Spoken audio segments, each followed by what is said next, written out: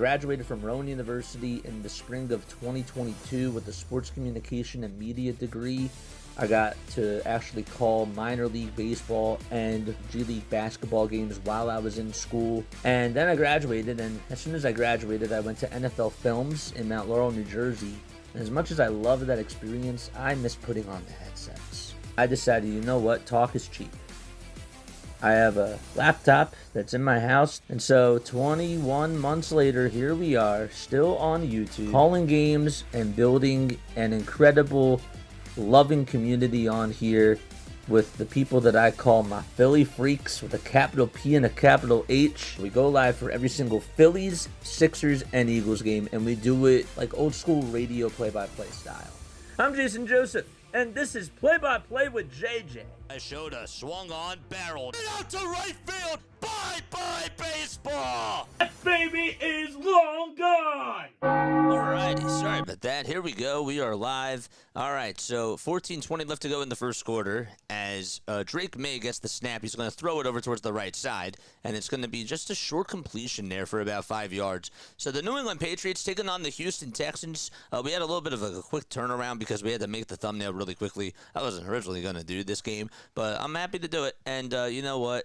I said, you know, screw it. We can make shorts later. We can do all that type of stuff. I want us to try to, cover some more of these games because there's not many football games left. And so 13:50 left to go in the first quarter.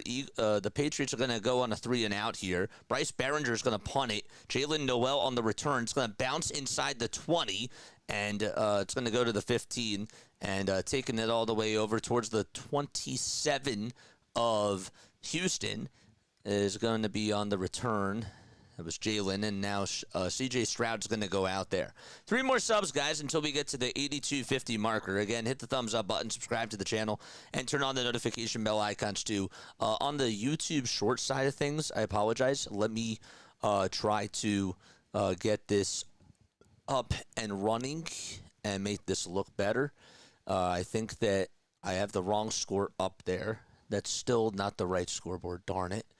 Let me do it again over here. Stroud is going to start off in shotgun, and he gets the snap. He's going to throw it over towards the right, and that's incomplete. Supposed to go to his receiver, Hutchinson, and it was just not to him. There we go. That's better. That's very good. Who do you guys got winning this game, by the way? Comment down below what your final score predictions are for this game. I would really like to hear what your thoughts are. So C.J. Stroud and the Houston Texans did beat the Pittsburgh Steelers on Monday Night Football, and so they knocked the Steelers out. The Patriots, on the other side of things, they did a really good job against the Chargers on Sunday night. 13:32 left to go in the first quarter. Stroud's going to get the snap. He's going to hand it off to his running back, and that's going to be a run up the middle, but not for much for Woody Marks. Just about maybe a 2 or 3 yard gain or so. So not much there. Marks runs for 3 yards. Spillane is going to make the tackle. We'll get to the starting lineups in just a little bit for the Houston Texans as well. Right after this play, 3rd and 7. Stroud in the gun, gets the snap, drops back, throws it over towards the right side. It's juggled and nearly picked off.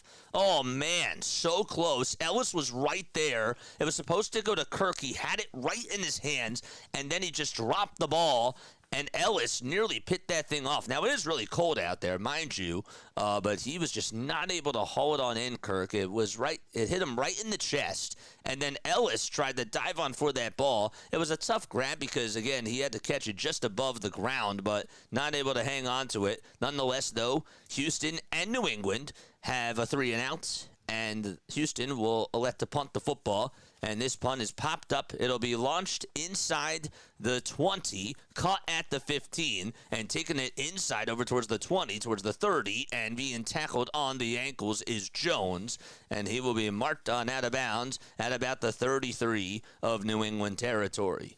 Let us know where you guys are tuning on in from. Hit the thumbs up button and subscribe to the channel too. Let's go Houston, and I do believe that the final score will be 30-20. 30-20 Houston. So coming up, Drake Maye is going to go back out there, and we have a timeout taken on the field. So the Patriots offense, we'll get to that right now. It'll be Drake Maye out there as the starting quarterback. Ramondre Stevenson is the running back, as well as Travion Henderson. And then Stephon Diggs, Kayshon Boutte, and Kyle Williams out at wide receiver. Hunter Henry's the tight end. And the fullback is Jack Westover. The offensive line for the Patriots. At left tackle, it's Will Campbell. He's had himself a good year. Jared Wilson at left guard. Garrett Bradbury at center. Mike Onwenu at right guard. And Morgan Moses over at right tackle. For the defense of the Patriots, they have Christian Barmore at left defensive end, Kyrus Tonga at nose tackle, Milton Williams, the former Eagle, at right defensive end. And then the linebackers, it's Harold Landry III, Robert Spillane, Christian Ellis, and Kalavon Kaisan. I hope that I said that correctly. Again, comment down below if I mispronounced anything. In the secondary, Carlton Davis III is in the secondary. Jalen Hawkins as the safety, along with Craig Woodson. And then Christian Gonzalez over at the right side of the corner. And Marcus Jones is the noseback. He's also the punt returner as well. Andy Borigelis is the kicker. Bryce Barringer, the punter, and Julian Ashby is the long snapper. That is the lineup for the New England Patriots. For the Texans, they got on offense C.J. Stroud as the quarterback, Woody Marks the running back. No Nico Collins today. They have Xavier Hutchinson out there and Jalen Noel, Jaden Higgins, Christian Kirk, and Dalton Schultz as all his options. The backup tight end is Cade Stover. Dalton Schultz is the starting tight end. At left tackle, Aronte Ursi is the left tackle for the Houston Texans. Titus Howard at left guard. Jake Andrews at center. Ed Ingram at right guard. No Trent Brown today. Titus Howard is still at left. Is actually going to be, at right tackle. And then they're going to have Jarrett Peterson at left guard. On the defense for Houston, it's been really good this year. Danielle Hunter is the defensive end, along with Will Anderson Jr., who's on the right side. Left defensive tackle, Tommy Tagai. At left defensive tackle, Sheldon Rankins at right defensive tackle. The linebackers are Henry Tutu, Aziz Al-Shahir, and E.J. Speed.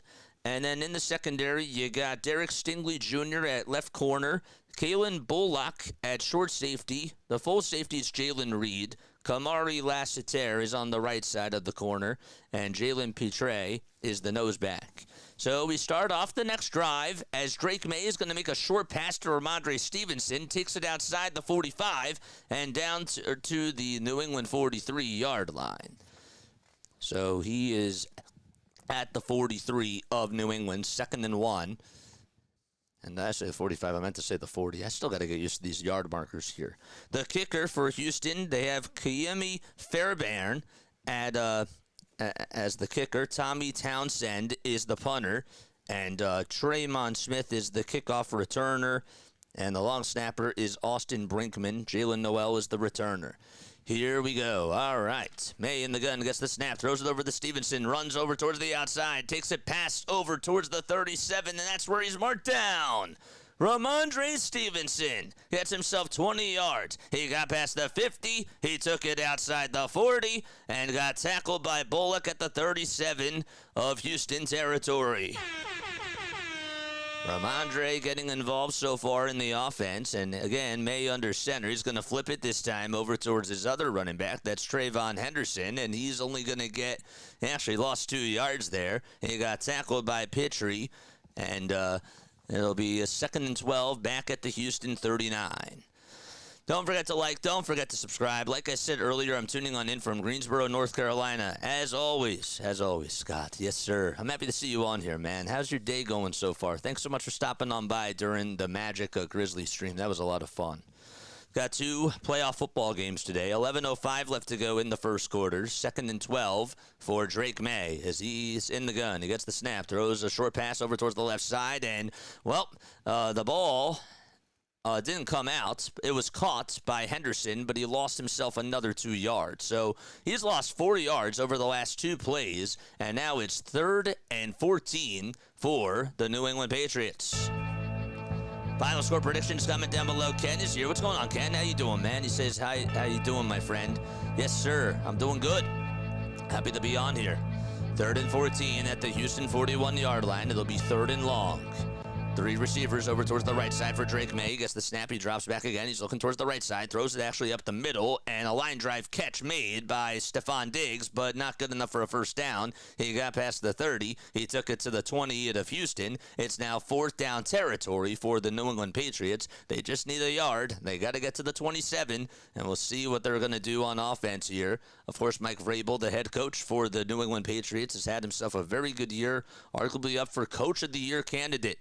And so the offense will stay out there for Drake Maye and the New England Patriots. My day's going well so far. Yeah, mine's going really well, too. All right, two receivers lined up over on the outside.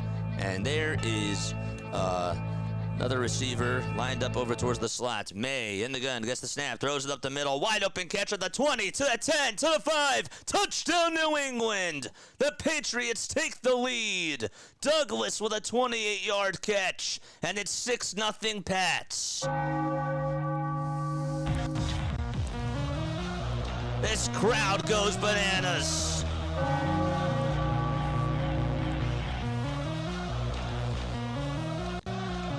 What a dot by Drake Maye. And Douglas able to just take it up the middle. He was running a slant, and he was able to get past two defenders and get into the end zone. Demario Douglas with his first touchdown of the postseason. And all right, extra point coming on up. Ball is spotted, and the kick is good. 7-0 New England out in Foxborough. Nice. Good stuff there. Okay, so it's a 7-0 ball game. Patriots are able to strike on first. Hardcore is here. Hardcore, I said I wasn't going to come on, but I ended up doing it anyways. I don't know. There's not many playoff games left. I'm not going to be here next weekend to cover the NFL playoffs either, so you know what? I was like, screw it. Okay, we're just going to do it today. I don't care how many people are tuning on in. It doesn't matter. Like, the numbers really just don't matter to me. I really love being on here. I just do. Lou, what's going on, Lou? By the way, Hardcore, how's the chili? How was the chili? It looked good. Did it taste good? Did it taste good? Let me know down below. We got our other water bottle here. Good. Lou says, I'm snowed in today making chili dogs. Dude, send them to me. Send me a picture of the chili dogs. 610-314-0844 is the hotline. I don't know why. I just realized I don't have that on this one. I have it on the basketball side of things when I have my basketball set up. I don't have it on this. That's really interesting. Huh. I don't have my hotline up there. But yeah, you're snowed in. Nice. Very nice. 3 more subs, by the way, till we get to the 8250 marker. Talking about chili got me hungry for chili dogs. Oh, so that's why. So that's why you're doing it. It was all because of Hardcore. Hardcore made you hungry. That's funny. But I remember you said that you made them the other day. Yeah. How do you do your chili dogs? Do you do like anything special? Do you add like any sort of spice to them? I'm just curious. Let me know down below. Ramondre Stevenson in the running game today, 20 yards on 2 carries, and he also has. Is that a good day? I mean, he had that one really nice breakthrough. The thing about that run that he had was that he had a wide open gap over towards the inside, and he got to be able to attack that and be able to set the Patriots up in a good position to score. So that was really cool to see. 8247 subs. Let's go. We have 8,630 total views over the last 48 hours. That's absolutely awesome. 7-0 Patriots. We'll see if C.J. Stroud is able to provide a counterpunch over on the other side. So the touchdown went to Demario Douglas for a 28-yard pass from Drake Maye. And that drive took 3 minutes and 18 seconds. They got 66 yards on 6 plays. And the Houston Texans are now back in action as the Patriots are going to kick things off. Borregales is going to go out there for kicking it off right before Houston gets the ball back. Which team, of course, still has 3 timeouts left. Came out so yummy, Lou. Quite enjoyed it. Oh, that sounds good. That's good. All right, here we go. Here's the kickoff, and that's going to be caught right at about the 15-yard line. Berrios will take it past the 20 to the 25. And I believe he got past the 30. The screen did freeze for a second, but we'll see where Houston is going to set things up. It shouldn't really be too far past the the 30. They actually said that he got to the 29. So it's just a 19-yard return there for Berrios. And C.J. Stroud is going to go back out there on offense. On the very first drive, both teams had a 3-and-out. Stroud 0 for 2 in the passing game so far today. And he is now going to be under center. Marks is going to be the running back out there. Woody Marks, not really a surprise, as he's the single back. Stroud has Schultz in motion, going from left to right as he's under center. 15 seconds left on the play clock. Stroud's going to hand it off over to his running back, Woody Marks, who tries to zigzag up the middle. A helmet does come flying off, and he will only get himself maybe a couple of yards. We'll call it a gain of 2. A gain of, 2 yards. 2nd and 8 at the Houston 31. Marks' helmet came flying off. He's okay. No Nico Collins today. He was listed as out. Again, if I'm incorrect about that, please let me know. Jawar Jordan was also listed as out too, and so is Justin Watson. So Jordan is really their backup running back, and now it's going to be Nick Chubb, who is the backup. All right, so over on the left side is Woody Marks to C.J. Stroud. Duels on each side. Stroud gets the snap, throws downfield, and it was nearly picked off again. Number 7 covering number 81. That was Higgins, who was intended to make the catch there. And Carlton Davis did a great job deflecting that football away. He stayed on him the whole entire time over on the outside. I mean, just the incredible footwork right there. Carlton Davis has had himself a very good year as a corner for the New England Patriots, and he's done himself a very good job over on the left side of the field. 3rd down territory. 3rd and 8, 8:47 left to go in the first quarter. Stroud in the gun once again. 2 running backs, 1 on each side. Stroud gets the snap, looks up the middle, still looking, pump fakes, and now is going to throw it, and he has a wide open man. 40, 50, 40, 30, 20, and out of bounds, Dalton Schultz. Just an excellent play. They actually said that he was out over at the 27. 1st and 10 at the Pats' 27-yard line. But nonetheless, give him 42 yards on that pass by C.J. Stroud. Yeah, sometimes it's really hard to see the yard markers when you're watching it on the TV and you don't see the lines. But nice play there by Dalton Schultz. Probably should have just said that it was a big game. But anyhow, 8:12 left to go. Clock still ticking. 7-0 Patriots. Stroud under center. Schultz again in motion, and we have a flag called. There was some movement up front, some laundry going on, and they will call a false start on the Houston Texans. It's on Dalton Schultz, and that'll send him back to the 32. 1st and 15 now. Who else is here on the chat? I'm snowed in today talking about, I saved the hotline number, so I will. That sounds good. Denver is here. He says, hey, JJ, how are you? Dude, it was so good to see you earlier today. I'm doing pretty well. Who you picking in this game? 8 minutes left to go in the first quarter. So it's now a 1st and 15 at the Pats 32. Houston has the ball.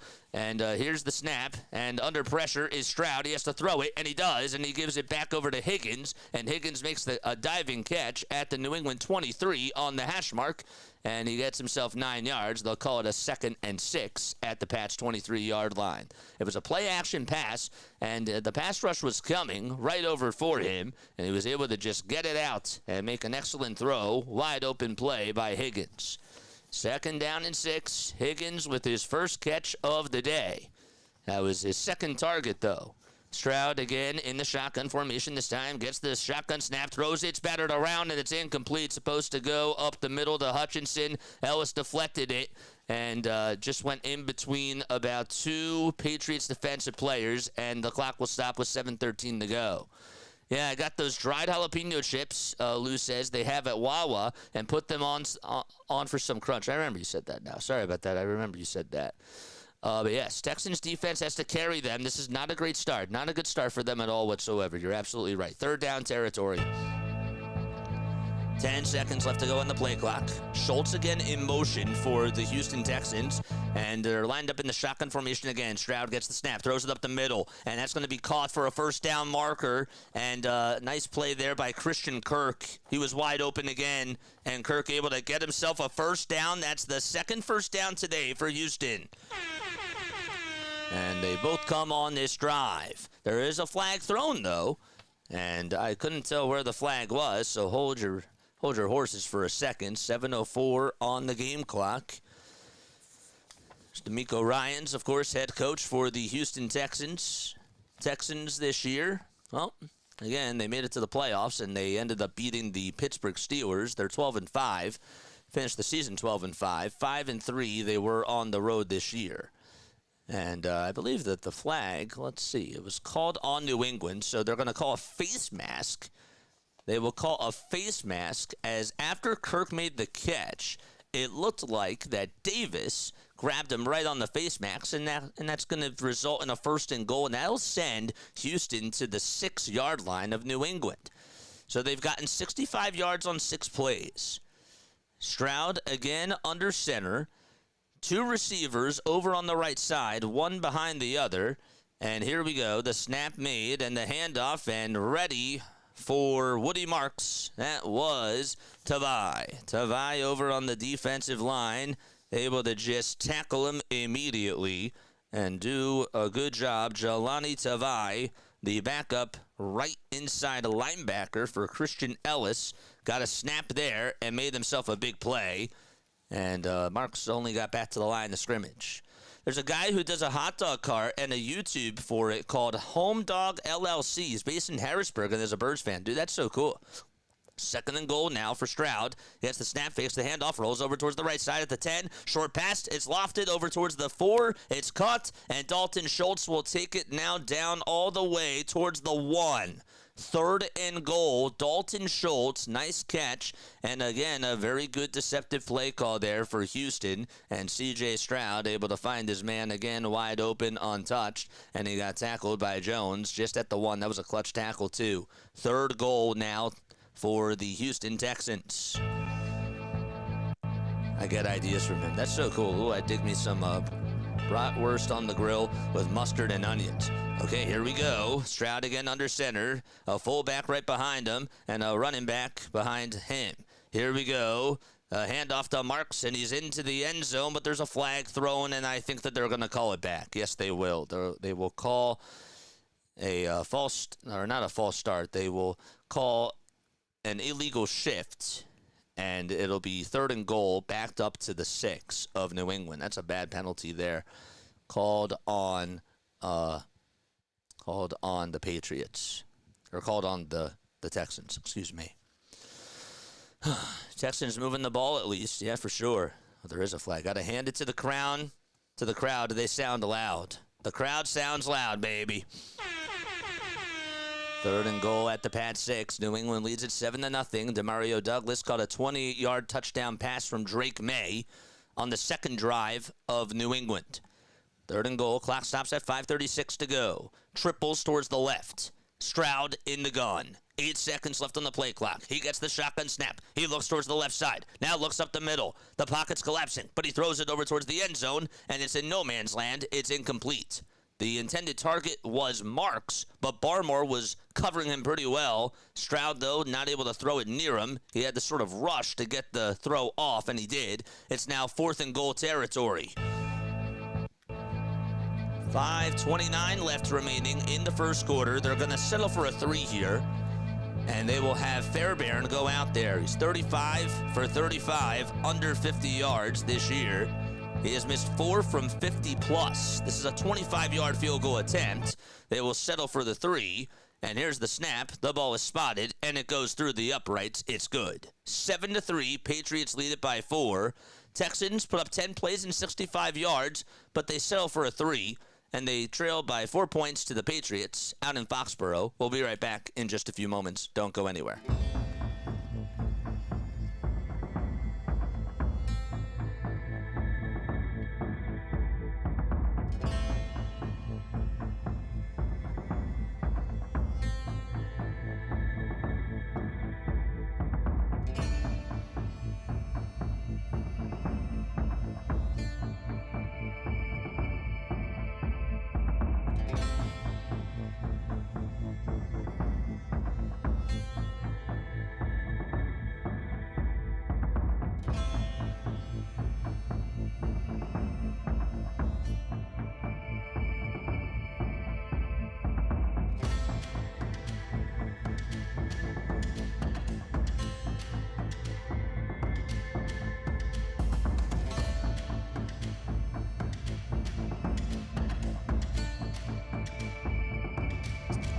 Eagles fans, we do have some news, and honestly, this was posted 5 hours ago, so I guess this is really considered old news. But Ian Rappaport did report that Michael Clay, the special teams coach for the Eagles, have agreed to terms on a new deal for him to return to Philly. He was one of the most coveted special team coaches around. Clay drew significant interest, he says, around the league, but he elected to remain home. So I just wanted to let you know that Michael Clay is still the special teams coordinator for the Philadelphia Eagles. I do want to hear how you guys feel about that. For those of you that are Eagles fans on here, do you think that that was the right decision? Or do you think that they should have went in another direction? I think that special teams, when I think about the Eagles special teams this year, there were certainly some really bad plays. I mean, we will never forget the Xavier Gibson fumble at the 1. Like, that was just absolutely ridiculous. But I can't necessarily blame the special teams coordinator there. I thought that Xavier Gibson really messed up on that play. I also just feel like that Britton Covey is just not the best returner. So with what they have out there as talent, I'm not impressed with the talent. I would like to see them try to go in a different direction with the punt returners and the kickoff returners. I don't necessarily blame all of that on Michael Clay per se, but it is something just to note, and I would like to hear your thoughts. Maybe you disagree with me, and I want to hear if you agree or disagree. So 7-3 is the score. The Patriots lead it by 4 points. Houston did just take a 3. Fairbairn got himself a 25-yard field goal. 5:26 left to go in the first quarter. Each team still has all 3 timeouts. Drake Maye is going to go back out there on offense. He's 5 for 6 in the passing game today. He's completed 54 yards and has also thrown for a touchdown as well. Okay, so get us a new kicker then. Yeah, I hear you. Hardcore. I agree with that. Here's a line drive kick that's going to be caught at the 1, taking it over towards the 10, outside the 20, and tackled on the ankles and losing the football at the 21, but there was a Patriots player that dove on top of it. Not a good job by Marcus Jones on that return there. Was that Jones? It was Williams on the return, but was able to just dive back on top of it. 1st and 10 at the New England 22, so they will be... I mean, if they would have just taken it to the end zone, it would have been at their own 35, but they lost 13 yards on that play. Hey there, JJ. Hello, all. Happy Sunday. Have a good one. Let's go Texans. Greetings from Southern California. Valerie, thank you so much for being on here. All right, duels over towards the right side. Drake Maye will get the snap. He's going to hand it off. He took his time a little bit on the handoff there to Travion Henderson. Then he got back to the line of scrimmage. Former Eagle Derek Barnett is the one who tackles him right on the line at the 22. Our special teams could be better. Just wasn't bad necessarily. It was average. Yeah, I don't think it was terrible this year. I thought that it was worse about maybe a couple of years ago, but there were still some really bad plays that I could just go back to, and I could just say, man, like the special teams really sucked, like on certain moments of certain games, and on certain drives. But yeah, I agree that Jake Elliott is done, and I love Jake Elliott. I will always be thankful for the Super Bowls and for him coming through in the clutch in those moments. But it's time to move on. Maye gets the snap, throws it up the middle into no man's land, and it's incomplete. And it's now 3rd and 10. He did have a little bit of pressure, but he had to get rid of it. All right, 3rd and 10, 3rd down territory at the Pats' 22-yard line. Remember, it's cold and wet there. Yeah, that's the other thing, too. I'm happy that you noted that because you're most certainly right. Maye actually, as he threw it, I didn't see this, but Barnett ended up getting a hand on it. Dude, Derek Barnett has made 2 plays in a row. Or was this when he was on the Eagles? 5 seconds left on the play clock. And here's Maye who gets the snap. He drops back again. He throws it, and it's battered around. The ball comes loose, and he fumbled the ball. A Patriots player tried to dive on top of it, and then another one got there. But it's now going to be 4th and long. That'll send the Patriots back all the way. Looked like it was inside their 10.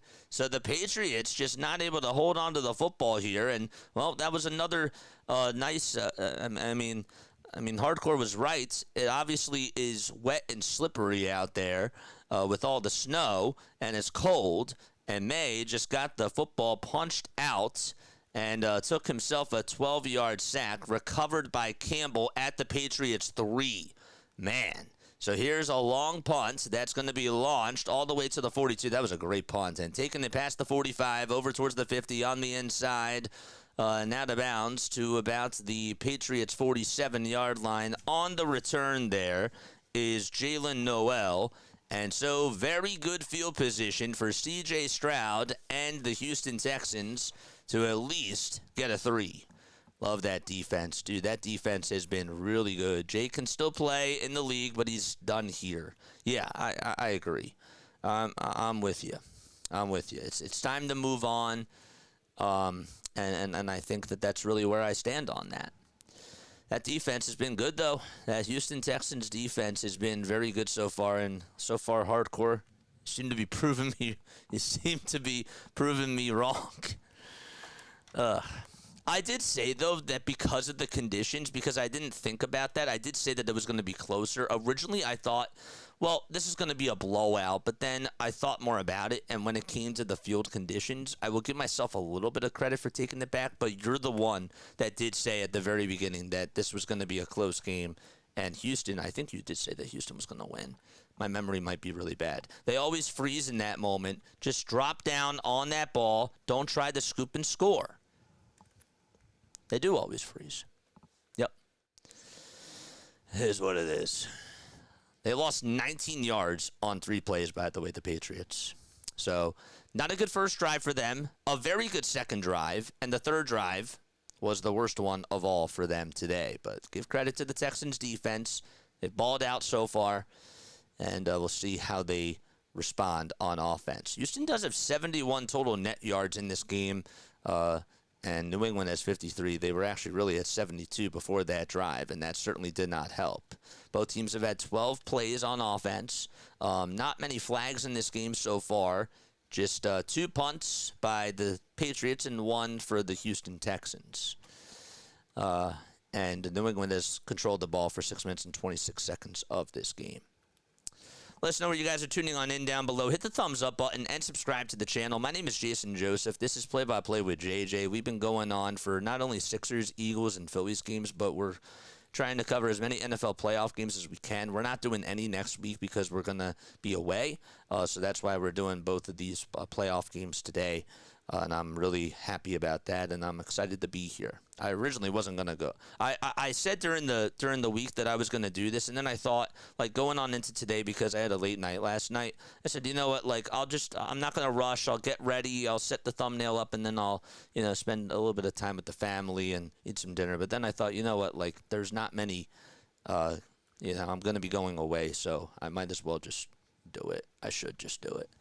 Here we go. Marks is going to get the handoff here from Stroud, and he just gets back to the line of scrimmage. Kasan was there to tackle him and get there. He was right in the box. They set him up perfectly. 3 minutes and 20 seconds left to go in the first quarter. Looks like number 86 for the Houston Texans is going back into the locker room. Get you a name as to who that is in just a few seconds. That's Dalton Schultz. Oh, no. Schultz going back into the locker room right now. He's not out there. Stroud gets the snap, has pressure, throws it, and it's battered around and incomplete. Awesome coverage there by Woodson over for the New England Patriots. The intended target was supposed to be Higgins, and Woodson right behind him just swatted that football away. Stroud, not good so far. 4 for 10 with his passes, and 66 total passing yards for him in this game, but just does not look like himself out there, and that's because the Patriots' defensive front has done a very good job. 3 minutes left to go, 3rd and 10 at the Patriots' 47-yard line. They set up in the pistol this time. There's 3 receivers on the left side. Stroud gets the snap. He drops back, throws it towards the left, and what a catch made! Did he get the first down, though, is the question. He got it on out of bounds. They're going to say it's 4th and 1. Higgins made a ridiculous catch. He had to climb the ladder over towards that far sideline. He did keep both feet in bounds. Stroud threw it high, but able to climb up and make the catch was Higgins. And they said that he got to the 38 of New England. He had to get to the 37. Both feet were certainly in, and that was just a heck of a catch. They're going to go for it on 4th down here. Stroud now under center. 5 seconds left on the play clock. 4th down territory. And the running back is Marks. 2 seconds left on the play clock. They're going to hand it off to Marks. He runs up the middle. He gets a little bit of a hole and will get the first down. Sorry, that was Nick Chubb that actually ran it that time. Just past the right guard, zigzagged up the middle, and he gets himself a first down. It's a gain of 2. And Houston gets their 4th first down of the day. They're showing a replay of Dalton Schultz getting hurt, but you really couldn't see any. Oh, yeah, okay. There was no contact. It was when he was in the end zone. He was sort of grabbing onto that knee a little bit, and that was when Houston was driving on the second chance that they had. Stroud in the gun gets the snap, drops back again, throws it towards the left side, and it's picked off.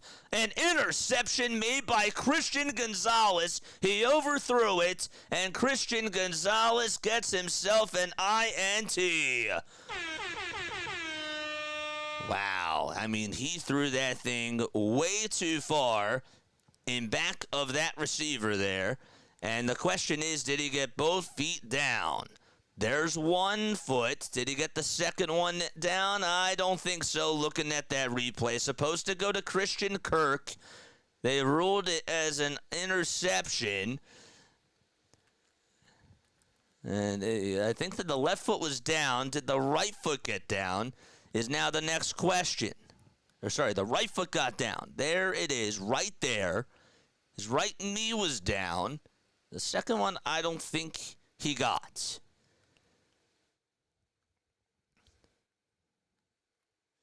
And looking at the replay, looked like he did. There's a timeout taken with 1:37 to go. Yep, he got it. Looking at that final replay, yep, he just got on down. So it's a 1st and 10 at the Pats' 18-yard line, and that is a bad play by C.J. Stroud. Davis ended up getting the pick. He's number 7. What a play, though, by Carlton Davis. That's right, because he covers the left side of the field. Have the game on mute and your stream on. Cheers, fellow JJ. What's up, Joe? Sorry, I mispronounced that. Go Texans, man. CJ Stroud has really regressed, says Lou. INT. The Texans have the worst quarterback, though, says Hardcore. Dude, how about those Strouds? I'm sure that Grassi's probably talking about the Strouds right now. Man, 7-3. Patriots take over at their own 18-yard line. Again, it was supposed to go to Christian Kirk, and it was way behind him. I mean, like, not even close. And there to back it up was Davis, who just made an excellent grab. I didn't know at first if he got both feet down. And then you looked at the replays, and they say that he did. There's a timeout at the 1:37 marker, by the way. Hardcore, it's crazy to say that, but it's so true. CJ looks so good, but he's played so bad this year. Isn't that crazy? I think that that's just absolutely wild and bonkers.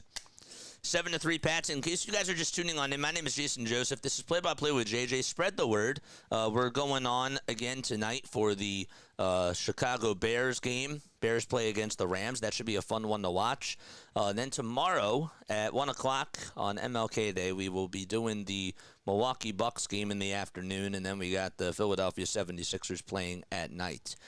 So make sure that you guys are on for that. Got some afternoon NBA tomorrow, and I cannot wait. I'm really excited. We need now 3 more subscribers for us to get to that 8250 marker. 3 more subs away from doing so. Let's go. During halftime, I do apologize. I am going to have to take a step off just to make the next stream because I didn't do that. So I'll have some time to do that during halftime. So, again, I apologize about that, but I do have to make the next stream. 1:30 left to go in the first quarter. Ramondre Stevenson is out there as the single back, and he's going to get a handoff from Drake Maye. Runs up the middle, gets in between the hash marks, and is down by Fotu at the ankles at about the New England 23. And that's where he will actually be right on. 1:10 left to go in the first quarter. 2 fumbles during the playoffs by C.J. Stroud, and he's also thrown 2 picks as well. Maye is now going to be under center We have Hunter Henry going from left to right on the side of the line. Maye gets the snap, fakes the handoff. He's going to dive on forward and get to the yellow line. The ball came loose, though. Uh-oh. He fumbled the football, and the Texans think that they have it. They're pointing in their direction. Was he down by contact? The Texans say that they have it, and they rule it that it'll be Texans football. Oh, my goodness. Drake Maye fumbled the ball as he was diving on forward to get to that first down marker. The ball was punched out by number 73 of the Houston Texans, and the Houston Texans are in primetime field position, and C.J. Stroud has a short field this time.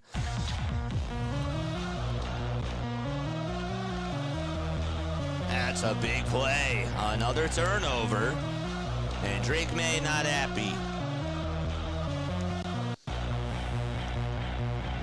Terrible fumble for Drake Maye.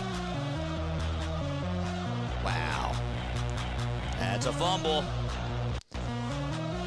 So a guy recovered it at the Patriots 27. Couldn't tell what the marker was. But Maye lost the ball. And it's a guy who punched it out recovered that fumble. Stroud going from left to right as the Texans offense is back out there. He's in the gun, gets the shotgun snap, throws towards the left side. The catch made and out of bounds is Higgins. He got maybe 5 yards, and Christian Gonzalez was on the coverage, tackled him over towards the far sideline. SP is good with backup QBs. Stidham can make all the throws, but isn't as mobile as Bo. He's no Nick Foles, though. You're right, Luce, is Joel. Joel. Let me make sure I say your name correctly. Is it Joel or is it Joel? By the way, my friend, 25 seconds left to go in the first quarter. They'll have time to run one more play, the Texans, as Stroud again is under center. Patriots lead 7-3. Stroud in the gun. He'll get the snap, and he's going to hand it off over towards the near side and going inside towards the 20 and down to about the 18. Over towards the far hash mark is Marks. And that's going to wrap it up. They'll call it a 3rd and 1 at the Patriots 18-yard line, and we're going to go into quarter number 2. Patriots up 7-3. And the Texans knocking on the door in the red zone. They'll be right back in just a little bit. Let's go. Boom, boom. This is like the Bills and Broncos game. Yeah, so far, yeah. Yes, sir. Joel, sorry.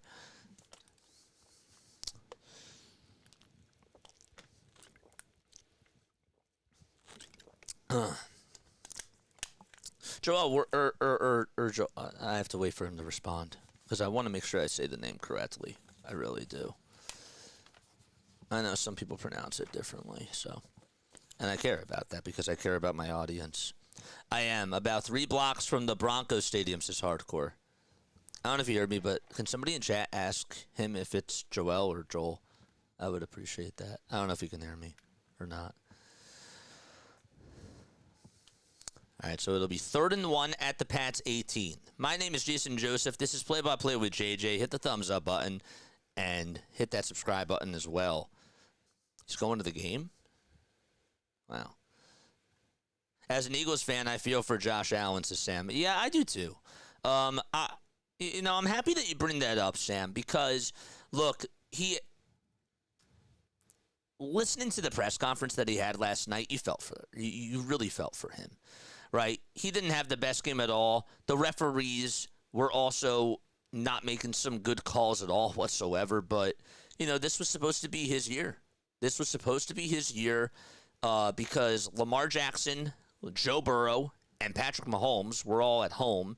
And, this was a big year for him just to try to not only get back to the AFC championship game, but potentially take them to the Super Bowl.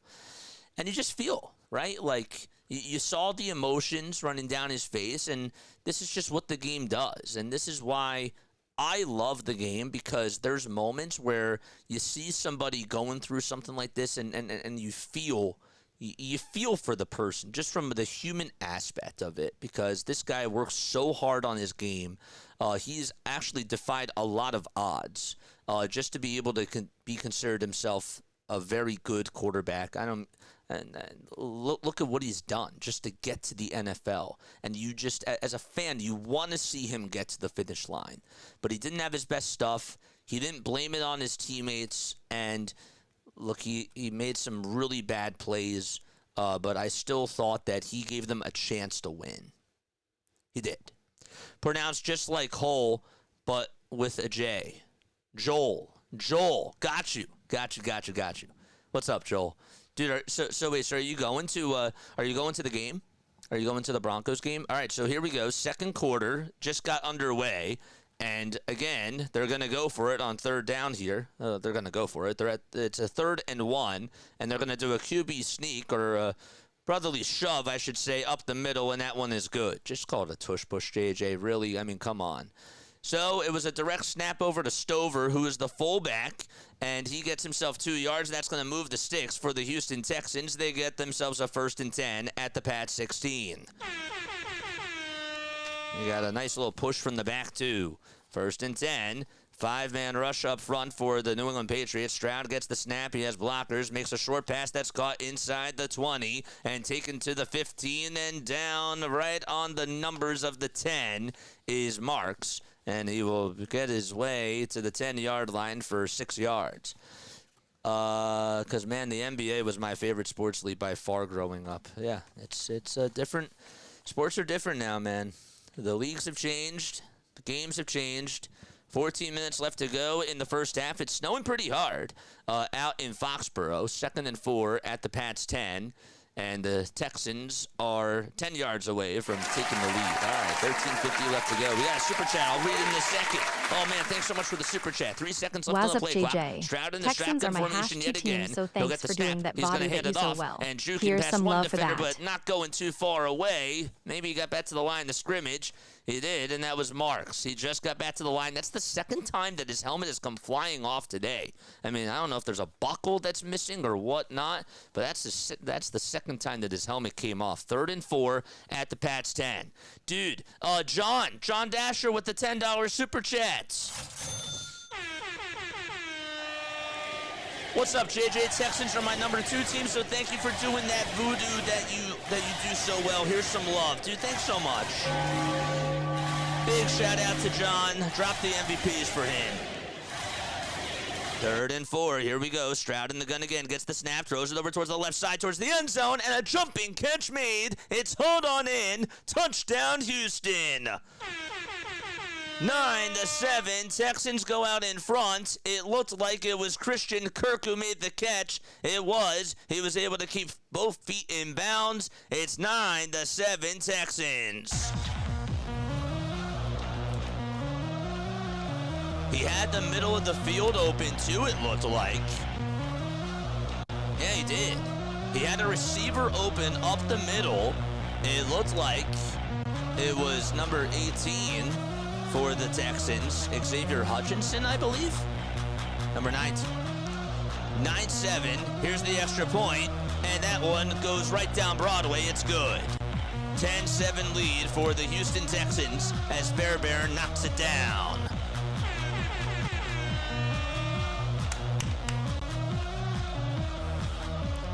There are my Strouds. Josh Allen is a gamer. I fear he may have a Dan Marino type of an arc, says Joel. I hope not, man.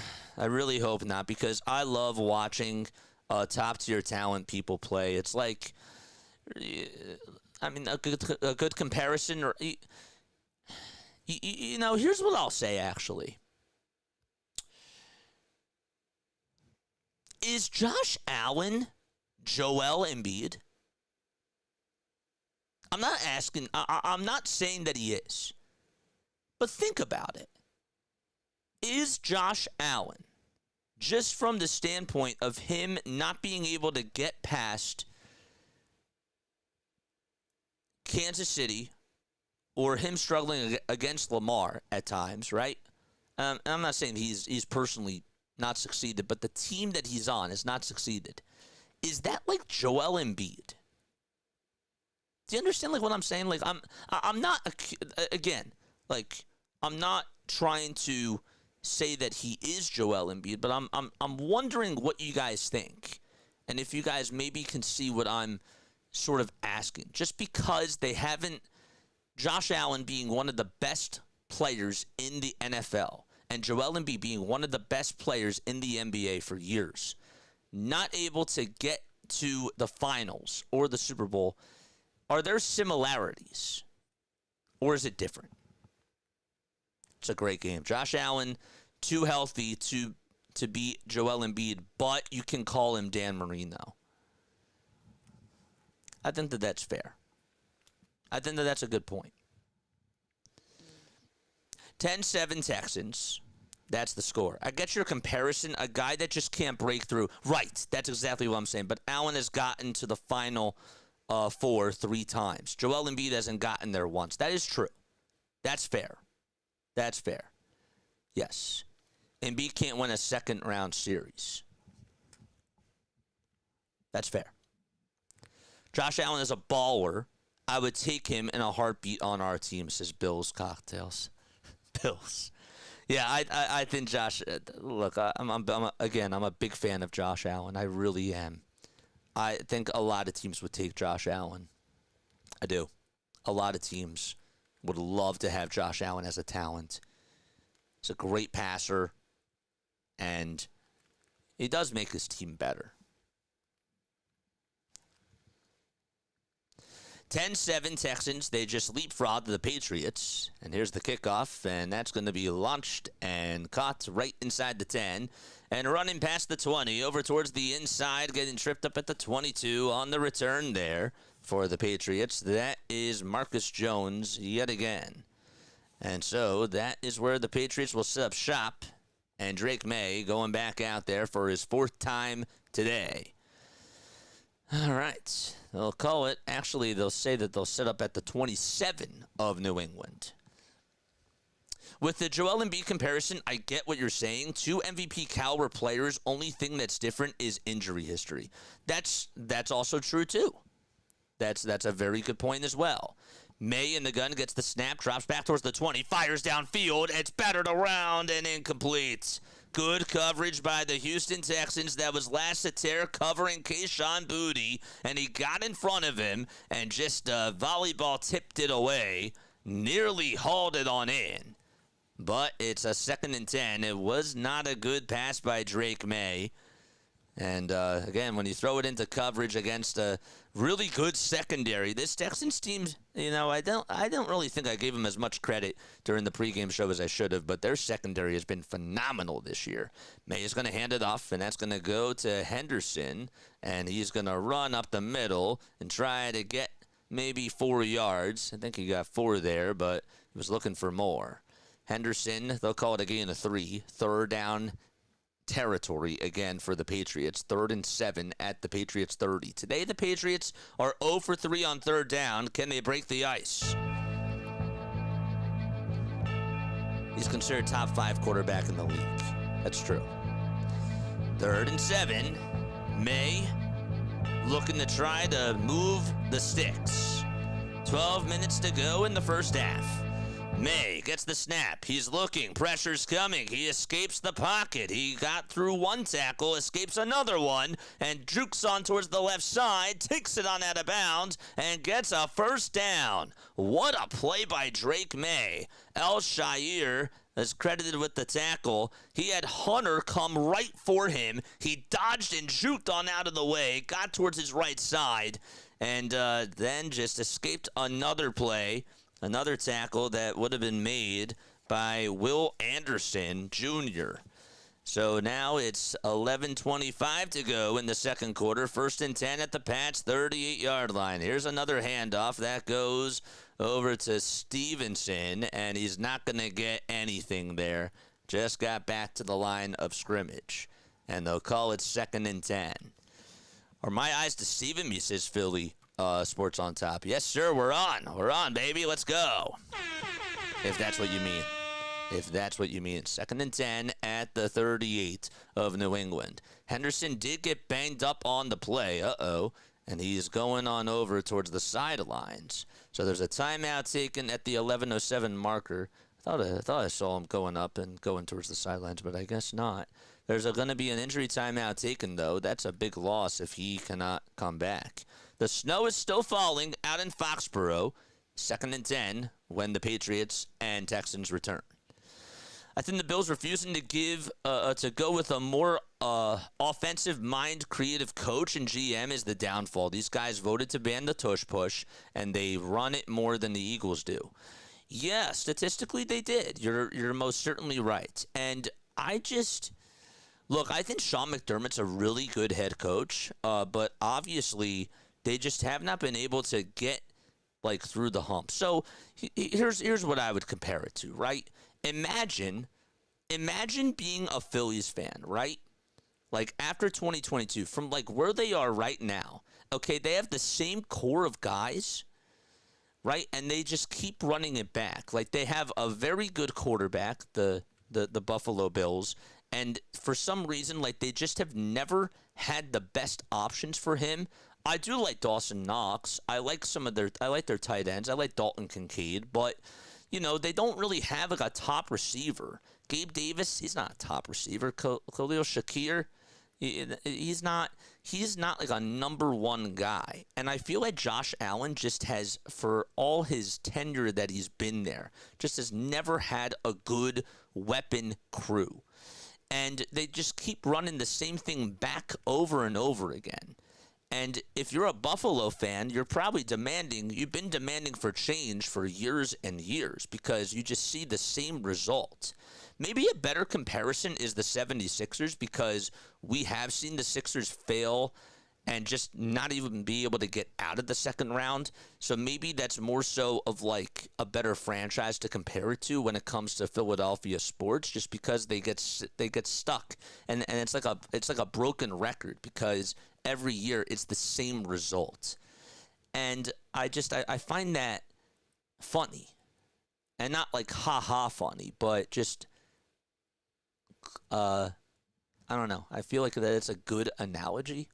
Maybe it's not. I think it's a good one. But yeah, maybe the Phillies wasn't the right one initially, though. I guess it's more like the Sixers with the Joel Embiid era. 2nd and 9. All right, so we're back in action. Trayvon Henderson will keep you updated on if he returns or not. This time, Drake Maye is going to have an empty backfield. He has triples towards the right, though. Maye gets the snap, looks towards the left side, throws it, and it goes off the hands of Kayshon Boutte. Tried to slide and make the catch there. It was a good throw. It was a low throw, and Kayshon just had it slip out of his chest again. With the cold conditions, though, not trying to make excuses, but wasn't able to haul it on in. 3rd and 9. But there is something to just keep in mind. It is snowing over there, and it is really cold out in Foxborough. 3rd and 9 for the New England Patriots, still at their own 39-yard line. Empty backfield again for Drake Maye. They're going to go to the air game. He'll get the snap. He'll drop back over towards the 30. He fires downfield over towards the left sideline, and it's incomplete. Williams tried to make an over-the-shoulder catch. Lassiter did a good job on the coverage. It was actually a pretty good throw by Drake Maye. Williams just not able to haul it on in. And, well, it's now going to be 4th down territory. 6 plays, 12 yards, and that'll bring the special teams unit out there. Lassiter got a little bit behind Williams, and it just not able to make the catch there. It was a nice throw, really. I mean, he put it right on the money. Here is the punt, and this will be fair caught at the 25. Behringer's punt is for 36 yards, and Ashby makes the fair catch. And another timeout taken on the field at the 10:41 marker, and the Patriots and the Texans will return. Texans have never won a Super Bowl, and the Pats have too many. Let's go Texans. Go Texans, baby. And it's about time a Texas team other than the Cowboys win a trophy. Let's go, John. Let's go Texans, baby. Let's go. Let's go Texans. Ah, man.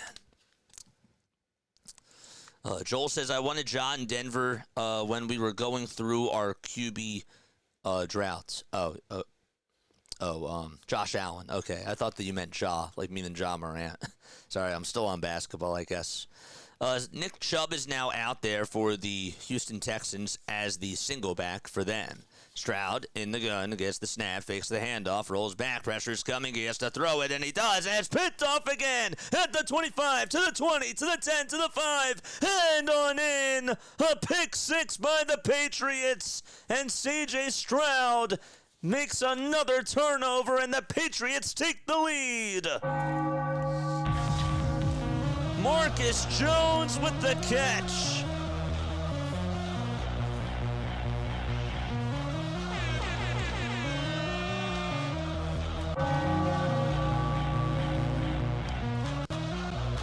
It's been the Texans defense the Patriots defense all over Stroud.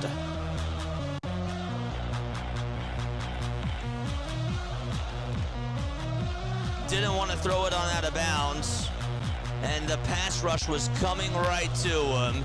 Kayson got a hand on the ball, blocked it, and then Jones was able to catch it in stride and take it over towards the end zone for a touchdown. Gosh, 13-10 Patriots.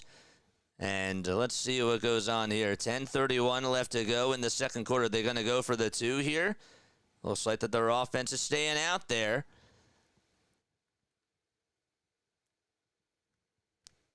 $10:31 to go. Oh, nope, there's the special teams unit. Okay. There we go. 5 seconds left on the play clock. Extra point coming on up. Ball is snapped. Ball is spotted. And the kick is up and through. 14-10, New England. Professor Crabtree, what's going on? Steven's here. Sorry, he told me not to call him Professor. I apologize. Hey, JJ, haven't been here in a while. How you feeling as a former Pats fan? Phillies play-by-play starting soon. Yes, sir. Hey, man. Good for them. I don't really have a rooting interest in this game. But you know what? Good for them. Good for them. It's been a fun one. Like, all I ask again is I just want these games to be entertaining. You know what I'm saying? Like, I want these games to be back and forth, and I just want there to be drama, and I want it just not to be a blowout. That's all I say. Which I say about a lot of coaches and players like Jordan Love, elbow cough. Like Jordan Love. Jordan Love. I thought that was good. Reminds me of when we had Andy Reid and McNabb, but never a good wide receiver. Guess who was the assistant on that team? It's true. Love your play-by-play, brother. You do a very nice job at it. Thank you, man. I really appreciate it. I didn't do a lot in college when it came to football, and it really took me a little bit of time for me to just sort of get it under my wing. Over the last 2 years, I was doing it, and I really wasn't as polished. I think it's so much more polished now. There's still a long ways to go. There really are. You know, it obviously, when it comes to doing football on the radio, it really helps when you have a color analyst that like knows, you know, the route designs and the plays and that type of stuff. But this is the best that we could do. But I think that it's gotten better and better. Let me know what you guys think down below. I'm always looking to improve. You know, I don't think that it's perfect by any means. 14-10. Sometimes, I still do notice, and this is a flaw on my end, but sometimes I do still screw up on the players. I know that I didn't necessarily study these guys, and I just winged this coming on into today, and I just did this about 3 minutes ago. But still, I think that has to be a little bit more polished, and that has to be better. And as far as the penalties go and all that sort of stuff, that has to be cleaned up a little bit, and that might be a little bit frustrating for you, but that's something that I do have to work on. And the yard markers, sometimes I'll still screw that up too, but I'm happy that you enjoy it, and I'm happy that you're here. Welcome on in, Bill's Cocktails. I appreciate you. How'd you guys find me, just out of curiosity? Looking back at that play, it was supposed to be a play-action pass on a fake handoff by C.J. Stroud, and he just got absolutely bulldozed. It was Hutchinson who was able to come on up with the. It was intended for Xavier Hutchinson, yes, and Kayson was the one who just absolutely destroyed him. He got a hand on the ball, and then Jones caught it in stride at the 25 and took it for 26 yards. 10:31 left to be played in the second quarter. C.J. Stroud is going to get another crack at it here, as the kickoff is going to be caught right at the goal line, taking it all the way outside towards the 10, over towards the 20. It's juking inside over to the 25 is Noel, and he's tackled right at the ankles. And so Tavai does his job once again. He's had himself a very good day so far. He's made some big standout plays for the Patriots, not just on special teams, but also on defense as well. Can you imagine that Jerry Jones and the Cowboys crashed out at the Texans win? Oh, dude, he might have a heart attack, man. He might have a heart attack. See, Joel, I told you he's going to give the ball over. Yeah, you're right. You were right. All right, here we go. Stroud in the gun, gets the snap. He'll hand it off, and a loss of a yard as not being able to get past the left guard there. That was Marks. Ellis just closed that gap and was actually able to break on through past the right guard of Houston. And not good play there by Ed Ingram. He's been struggling all night. It just seems like that he's just not been able to do a good job on his end. And obviously, again, we talked about them missing Trent Brown over at right tackle. So you have Peterson getting more snaps for them over at the left guard position. 2nd and 11 now. Stroud in the gun. He'll get the snap, drops back, throws it, lofts it up the middle. The catch made and a first down as well. Hutchinson caught it, and he took it to the Houston 37. It was a 9-yard pass, and then 3 more yards after the catch was able to be wrapped up by Hutchinson, and there's a first down for the Texans. Had plenty of time, too. Anyone else remember that we beat Vrabel twice when he was with the Titans? Oh, yeah. I also remember when A.J. Brown was on the Titans with Vrabel. 9:18 left to go in the second quarter. And also Kevin Byard, right? The Eagles got Kevin Byard. And I think he's on the Bears, isn't he? Isn't Kevin Byard on the Bears? Here's a handoff again by Stroud, and he is going to... Marks, again, is just going to lose another yard. Marks in this game, 8 carries for 7 yards. Give this Patriots defensive line a lot of credit for just being able to stack the box and just get him nowhere. I mean, like, they have erased this running game, really, and they've been forcing C.J. Stroud to pass. 14-10, New England. Okay, here's Stroud again, lining up in the gun. Marks has only averaged less than a yard per carry today. Stroud throws it up the middle. It's deflected and intercepted again. Another turnover. Taking it inside the 40 to the 36-yard line. Another New England Patriots INT. What a grab there. That was not Stroud's fault. That ball just slipped off of the receiver's hands. That's the 3rd turnover by the Texans.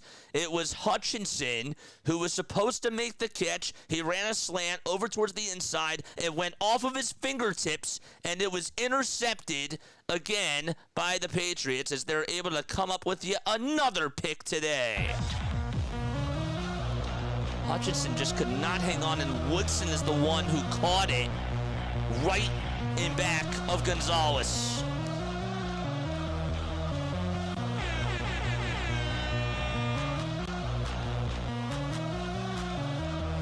Wow. What a game. What a start so far for this Patriots defense. It'll be a 1st and 10 at the Texans 48 for New England. They had the 2nd fewest turnovers, the Texans, during the regular season. And they've already, we're not even done the first half yet. They have 3. Gosh. Give JJ some likes on here, folks. Joseph, what's going on, man? I don't mind the professor title. Just started out last week's semester with this past Monday. Dude, that's awesome. Now walking our dog in 23 wind chill. Oh, gosh. Oh, man. Stay warm out there, or try to stay warm. Here we go. Maye again under center. Kayshon Boutte in motion. They're going to hand it off, and that's going to be a run up the middle, spinning past the tackle. Up the middle is Henderson, and he'll take it all the way to the Houston 43. Yeah, tackled in between the hash marks. He got past Lassiter, but could not get past the guy that tackled him, and that was Pitre. 8:13 left to go in the second quarter. Thank you all so much. 26 likes. Stay strong, Stroud, says Butterfly. 26 likes. You guys noggin not a happy Texan. That was not CJ's fault there. Nope, not at all. 8 minutes left to go in the second quarter. 2nd and 5. And again, here is Maye in the gun. And play action pass. Pressure's coming. He got a block from his left side, but up the middle and taking him down for a loss of 8 yards is Anderson. Oh, man. Anderson just came down. He bulldozed past up the middle and got through the teeth of the defense. Will Anderson Jr. sacking Drake Maye for the first time today. Just broke on through and just dove right to him. And again, he got a block over from the left side, but nobody could close out on Anderson. That's now going to be 3rd and long.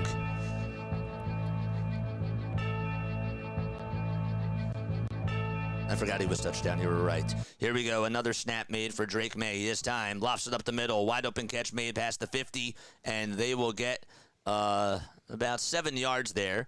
They'll call it a gain of 5, by Hunter Henry. He caught it right at the 46. And it's now 4th down territory again. 4th and 8. Houston really needed that for their defense, and they got what they needed. That sack was huge by Anderson. So that'll put the special teams unit back out there for the New England Patriots, and we'll see how far this punt's going to go. 10 seconds left on the play clock. Here comes the punt, and this ball is popped up by Behringer, and it's going to be fair caught inside the 10 over on the left side of the field, and it'll be caught by Ashby at the 9. And Houston has another hole to get out of. 6:33 left to go in the second quarter.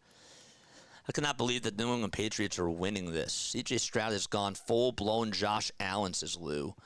Texans defense is the real deal, though. And look, they got the stop that they needed. Anderson with that clutch sack there. That was big. Very huge from their perspective. Don't forget to like. Don't forget to subscribe. If the Texans and Seahawks make the Super Bowl, the final score will be super low, like 10-7. So you think it's going to be like Rams-Patriots all over again. 6:33 left to go in the second quarter. Here we go. 14-10 Patriots. They lead it by 4. And here we go. Stroud's going to get the snap. He backs up. He's going to throw it again, and that is incomplete. I don't know what he was doing there because the pocket was collapsing, and he was just not able to get it over to his receiver. There was a lot of Patriots players going up there. Howard is down for Houston, though. He got injured on the play, and that's not good for them because Howard, Titus Howard, their left guard, they're missing their right tackle in Trent Brown, so that is really not good for them. They're going to have to rely more on Juice Scruggs, or Blake Fisher, if you will, which is their third-string guys on their offensive line. So there's a timeout taken at the 6:28 marker, and the Texans, oh, they're banged up, that's for sure. Stroud has cold fingers, I guess so. John's here. What's up, John? How you doing, man? How are you doing? Aloha, JJ and crew. After watching the highlights last night, I feel even worse as an Eagles fan getting stomped by San Fran and Bo Nix. The Bo Nix thing, what a shame. Dude, that really sucks. I know I keep saying that, but he looked fine on the field, and they just reported it last night, like right after the game. Like, imagine if you were imagine. Okay, and I hate to like put it this way, but imagine if the shoes were on our feet, right? If Jalen Hurts, right? If Jalen Hurts just won you a playoff game, okay? If Jalen Hurts won you a playoff game, and then you find out like right after the game is done that he got hurt, like imagine how this fan base would be feeling. They'd be feeling terrible, you know? Yeah. So. Anyhow, 6:28 left to go in the second quarter. Stroud has cold fingers. Yeah, he does. I could see a very low score in Super Bowl II. It feels like last year. The last year has been a very defensive year. Every year in the NFL is a theme. Last year was the return of the running back. Yep. This year's theme to me is just defense, but also I don't know if this is necessarily a theme here, but fourth quarter comebacks do technically seem to be a thing too. So I know it's crazy, but do you go with Davis Mills at the halftime? Can't waste the defensive effort for the Broncos. Mills played the Broncos well and had some good games after. It's a panic move, right? Like that is legitimately telling everybody that C.J. Stroud is not the guy. You're trying to win, right? I feel like, though, that if you put in Davis Mills going on into the second half, you're putting him in a position to fail because now you're saying, like, we need you on this national stage. And I feel like that the lights are already bright. It's really cold out there. While, yes, he would have to deliver, I just don't think that that puts the team in a better position. You know, it's really more so of a lose-lose. I think you're still better off with Stroud. But it's a tough spot to be in, right? Stroud is going to get the snap, and he's going to throw it over towards the left side of the field, and that is incomplete. And again, just under a lot of pressure. And the run game has been absolutely annihilated. 3rd and 10, 6:23 left to go in the first half. I don't think it's crazy, though. I don't think that that's a crazy take, my friend. I really don't. Because you could make an argument. I personally, though, would not do it because I think that that is waving the white flag, in a sense, when it comes to C.J. Stroud. But we'll see. I mean, let's also see how he does on this drive, too. Stroud in the gun again. He's going to throw it, and that is going to be, did they call it ground in there? He threw it. It was incomplete. Yes, it was. It was an incomplete pass. Sometimes I get a little bit confused, and they sort of juke me out a little bit when they are still continuing the play. It was an incomplete pass, 4th and 10, and C.J. Stroud and the Texans go 3 and out once again. So 4th and 10 at the Houston 9. But no, I don't think it's a crazy thought at all. Jason Kelce calls out the Philadelphia Eagles' mediocre performance during their losing game against the San Francisco 49ers, which booted them from the NFL playoffs. Unacceptable. Yeah, he did. And it was unacceptable. All they had to do was just make a change at offensive coordinator and change their play calling, and they didn't do that. That's all that they had to do during the season. It's actually, when you think about it more and more, it's really sad because they had the talent. And they should have, went back. But they couldn't get out of their own heads. And I'm not dismissing A.J. Brown. I'm not dismissing Jalen Hurts either, but that was really the main problem. Here's the punt, and this is going to be popped up and launched over to the 45, running outside and a little bit backwards to the 44 and being tackled. Another nice job by the Houston Texans on their special teams. Just an excellent play. On the return there, Marcus Jones just was running backwards for about 2 yards or so, and he got a lot of Texans players downfield to just take him down. It was a loss of 2. Woods did get hurt on the play, though, for the New England Patriots. That's not good for them. 6 minutes left to go. Woodson's return is questionable, and Stevenson's return is questionable, too. So, yeah, and then you saw Trayvon Henderson get a little bit banged up as well. So Drake Maye's back out there. 6 minutes left to go in the second quarter. Maye is going to hand it off this time, and on the run, past the right guard, and getting a little bit of a hole is Henderson, but he's not going to get much. He'll just get a short gain for about 3 yards. Stroud is losing his grip. Walker III looked like Bo Jackson last night. He played really well, dude. He played so well. Go Eagles, says Seema Fox. What's going on, Seema? How you doing, man? See, there I go again, hardcore. There I go again. Man, sir. Oh, man. Dang it. You're right. I notice it more and more.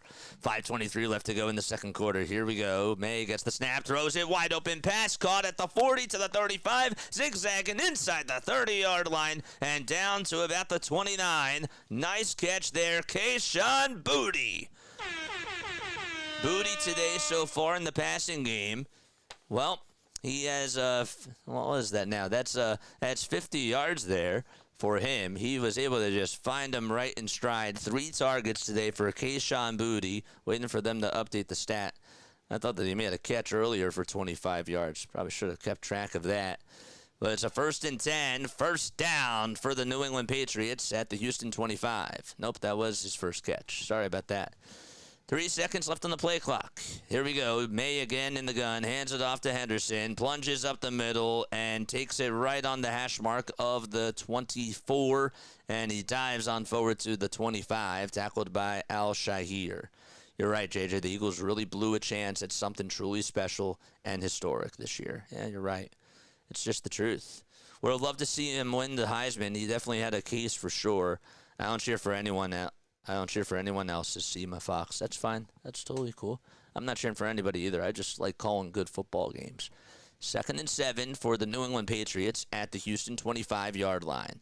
Here's Maye again in the gun. He gets the snap, throws it to another receiver, caught on the sling by Booty again, and this time he takes it over towards the Houston 7, and another nice play by Drake Maye. They connect, and the chemistry's working between him and Kayshon Boutte. 1st and goal at the 7 this time as Maye was dropping back.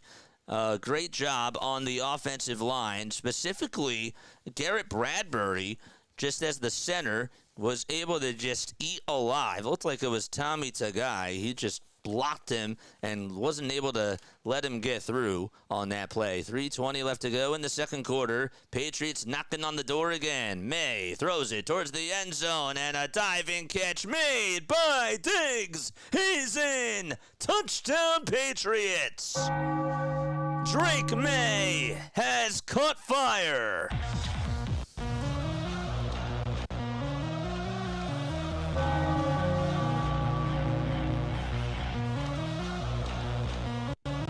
He is heating up in the snow.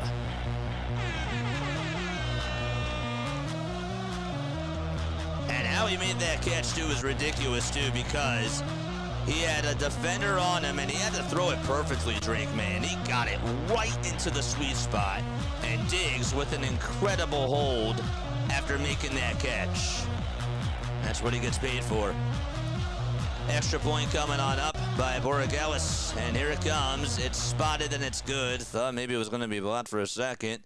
They did a good job on the left side, almost making that block. But it's a 21-10 ball game. Texans down by 11 points, and still time to go in quarter number 2. 3:12 left to be exact. Oh gosh, Booty. You mean Boute? Boute.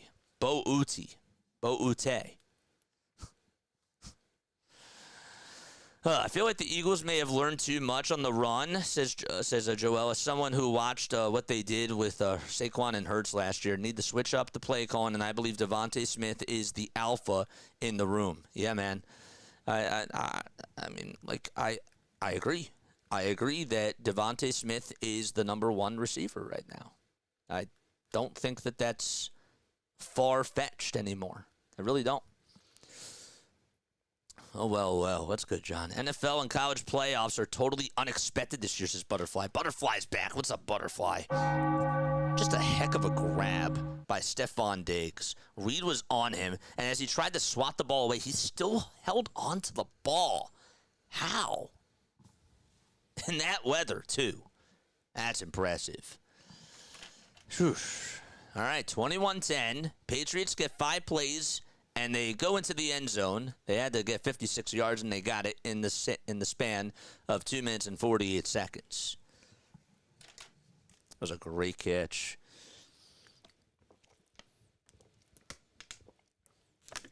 All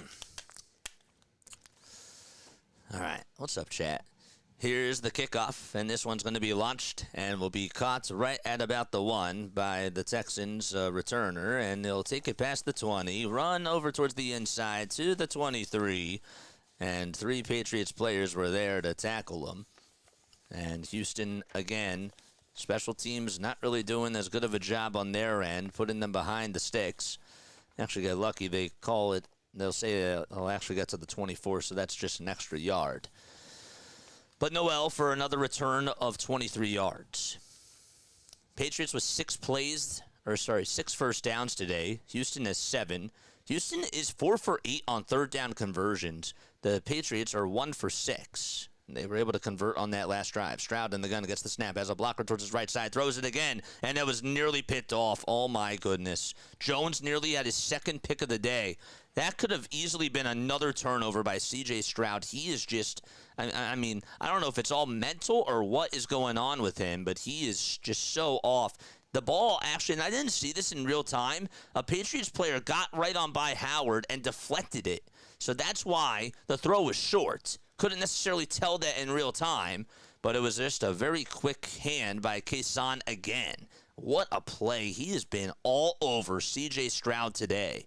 And the offensive line not able to give him any sort of protection. Before the snap is off, we have some laundry on the field, and they're going to call a false start on the Texans. It'll be another 5-yard penalty. Snowing hard here in the northwestern side of Philly. Yeah, it's snowing. It's snowing here in South Jersey. It is. Except dropping them passes. Love me some Skinny, though. Yeah. 2nd and 15, 3:02 left to go in the second quarter. Nico Collins out today with a concussion, and that's obviously a big loss for them. He's been their top receiver and has just been an incredible player for this Texans team. I do want to mention that as we go into halftime, I do have to step off. I'm going to make the thumbnail for the next game that we're doing, which is, of course, the night game. So I just wanted to remind you. Stroud in the gun, gets the snap, looking deep downfield, overthrows it. It was supposed to go to Kirk. There's a flag thrown. There was a flag. I didn't see any sort of pass interference there. It must have been away from the play. 2:55 left to go in the second quarter. And it'll be another false start. One sec. Or is it going to be on the Patriots? They will call a PI. Let's see again. Oh, right before they showed Kirk going downfield, there was a little hold on Carlton Davis. And so Houston is going to get themselves 20 yards out of this, and they will get a 1st and 10 inside their own 40. So they will move on down the field. 2:55 left to go in the second quarter. Again, couldn't necessarily see that at the very beginning of the play. Stroud is under center. This time he hands it off and being tackled down right for a loss of about 5 yards by Christian Barmore is Marks. This guy has had 9 carries today and nothing. I mean, he's not even getting any sort of help from his offensive line. That guy is just absolutely getting slaughtered out there by this New England Patriots defense, and Barmore gets his first tackle for loss today. And that sends Houston back to the 35. They got to get to the 21. Here we go. Stroud in the gun, gets the snap, zips it over up the middle, and that is caught. That is going to be caught at the New England 49. That's, again, my yard marker's got to be better at that. Again, so that was a nice catch by Higgins. He made a sliding catch just inside the 50 to the Patriots 49. That'll take us to the 2-minute warning. 1st and 10 for the Houston Texans when they return. And they will be inside the 50. 62 degrees is freezing if you get climatized. Man. I was once a bike messenger in Philly. Started on a Wednesday. It snowed. Snowed every Wednesday for 5 weeks. I experienced the hawk and have had my fill, but been in the tropics for 30 years now. Man, it's brutal up there. Get rid of AJ. I don't care how good he is. Don't need the drama queens to see my Fox. It's fine. If you can get a nice package for him, I'm all for it. I'm all for it. If you can get a really good package for him, if you can get some nice draft picks and some valuable assets, yeah, absolutely. Why not? Why not?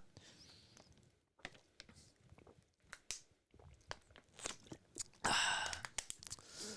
right.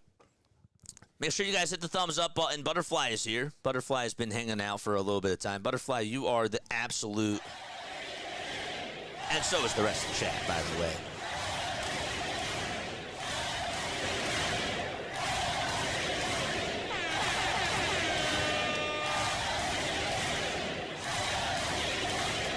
I know I might overplay that, but in all honesty, I don't really exaggerate that. I mean that a lot from you guys. I probably say it almost every stream how thankful I am that you guys are here. Really. This stream is nothing without you guys.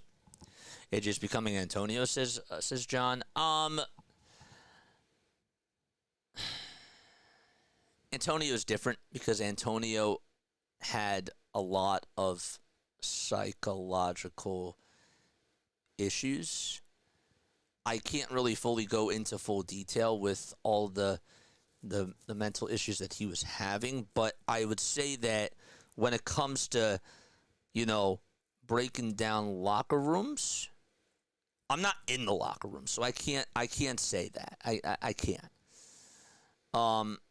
It seems like, though, from the journalistic perspective, from what I've been reading, that there's some sort of dysfunction with him there.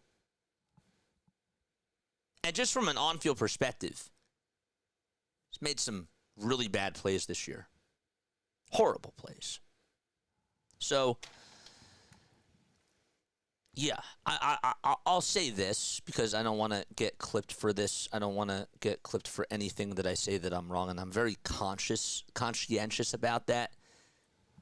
If you can get a good trade package for AJ, I think that you definitely should do it. Stroud is going to throw it again, and that time it's picked off. Hutchinson was supposed to get it, and it went right off of his hands, and the Patriots again capitalize. Another turnover again by Stroud, the fourth turnover of this game, and that look by D'Amico Ryans on the sideline says it all. It was caught over towards the near sideline. Stroud threw it. He actually threw it behind the receiver. Didn't even deflect off of Hutchinson. I thought maybe it did. And then the cornerback that caught it, Carlton Davis, with his second pick of the day, he juggled it for a quick second and was able to hang on. Caught it right over towards the left side of the chest, and then he had to reel it on in, and he did. And he kept both feet in bounds, intercepted at the Pats' 48-yard line.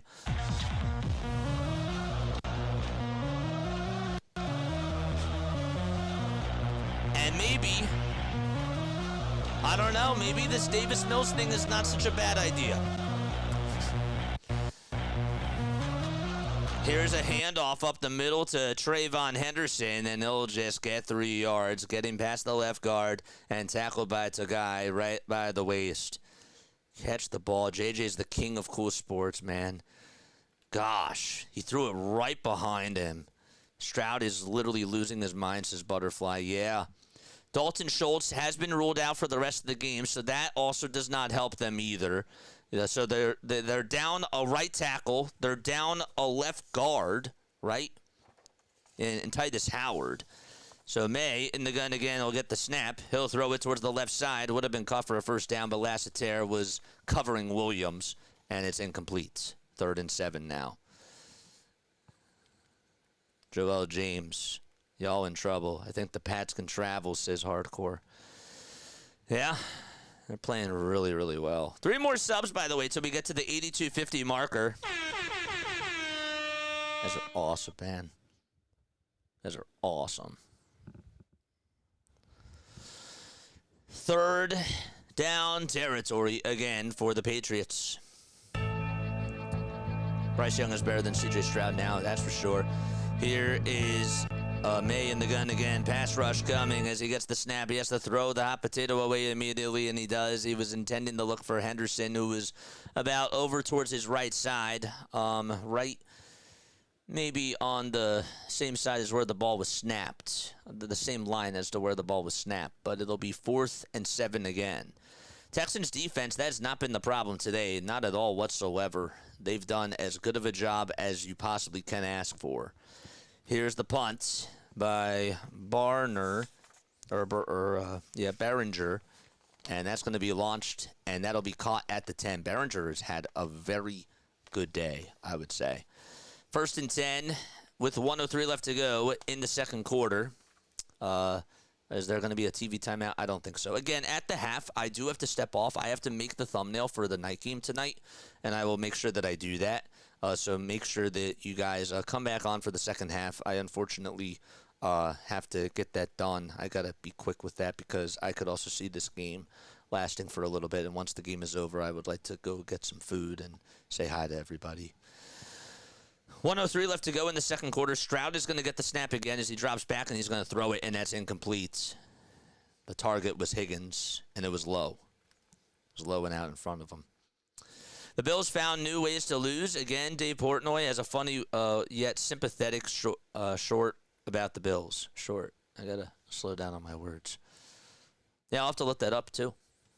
I'll have to find that. 1 minute left to go in the second quarter of this game. 21-10 Patriots. Douglas caught a touchdown pass from 28 yards in the very beginning of the game as the Patriots put up a 7-0 lead at the time. Then Fairbairn got himself a field goal for 25 yards. Here's another shotgun snap again, and that is going to be incomplete. Looking for Kirk over on the right side. Nowhere near him, and it's now 3rd down territory. Stroud has not completed the pass in what feels like forever. Really, it's been that horrible. 56 seconds left to go. Kirk did also catch a 10-yard touchdown pass from C.J. Stroud to make it 10-7. And then there was a pick six by Jones for New England to give them the lead back 14-10. And then Stephon Diggs caught a 7-yard touchdown pass from Drake Maye. 21-10. That's how we got here.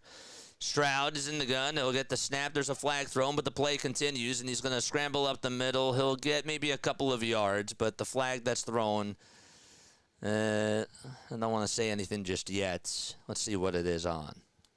They'll call a false start. And that'll send Houston back to their own 5, right? Oh, but they're going to decline it. Okay, so 4th and 9 at the Houston 11. There was actually an illegal formation. That's what was called. It was on Ursi, and that's what penalty was declined. If the Pats win again and Brady won, and the Pats won without Bill Belichick, his crash out may get worse. He may have a 26-year-old girlfriend. 49 seconds left to go in this first half, and here comes the punting unit.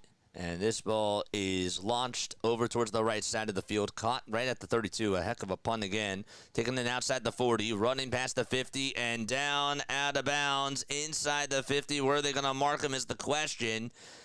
36 seconds left to go in the first half. Just an incredible return by Jones. Again, he's had a very good game. They'll call it a 24-yard return, and Houston will get it at their own 45. So they are technically just outside of field goal range.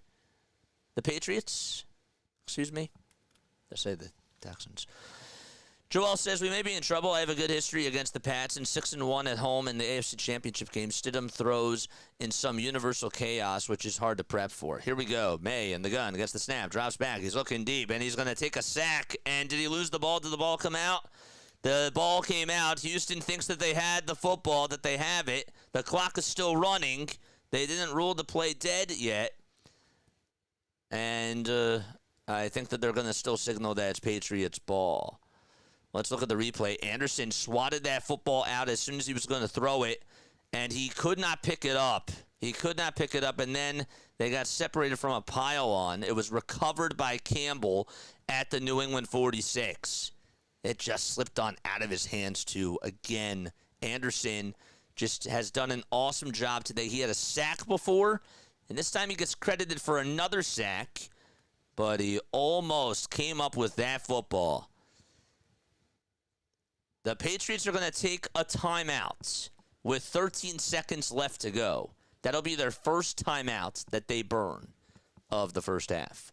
Don't forget to like, don't forget to subscribe. I don't watch other NFL games, but I'm here for JJ and Chats as Sema Fox. It's awesome. Sema Fox is absolutely awesome. What else we got? What's up, Shantae? Shantae is here. What's going on? Again, guys, at the half, I am going to take a step off. I got to make the thumbnail for the next game that we have tonight at 6:30, and I will definitely be back on for the second half. So usually I'm more so talkative when I go on into halftime. I'll take like a break, and then I'll come back on for like a little recap or whatever, but not tonight. I got to get the next stream ready. 13 seconds left to go in the first half here. Maye in the gun against the snap. He's looking up the middle, throws it. The catch is made, and that's going to be just a short throw. And 6 seconds are left. Now 5 seconds to go. Are they going to call a timeout? Yes, they will. It'll stop with 4 seconds. That catch was made by Demario Douglas for 8 yards, and they will burn their second timeout. It'll be, again, 3rd and 11 now at the Houston 46-yard line. The Pats pass rush has been on point today. It most certainly has, Hardcore. They've been there every single time. And they're giving C.J. Stroud nightmares. It's like he's seeing ghosts out there. Welcome to the playoff party. Let's go. JJ, at the beginning of the MLB season, you should post a video of who went to who to catch everyone up to speed that doesn't follow so intently. Yeah, I could do that. That's a good idea. That's a really good thought. 7 seconds left to go here in the first half. Maye in the gun gets the snap. Looks towards his right. Now looks towards his left. He's going to throw it down the field, and it goes off the hands of Kayshon Boutte. I mean, was he open over towards the sideline? No, but I mean, there was another over-the-shoulder type of a throw, and it went off of Stephon Diggs' hands. I keep forgetting Diggs is number 8. Again, just another flaw on my end. But Diggs was trying to get that separation, could not do so there, and the ball just went off of his fingertips. He should have had that. Should have had that. 2 seconds left to go, and the offense is going to stay out there.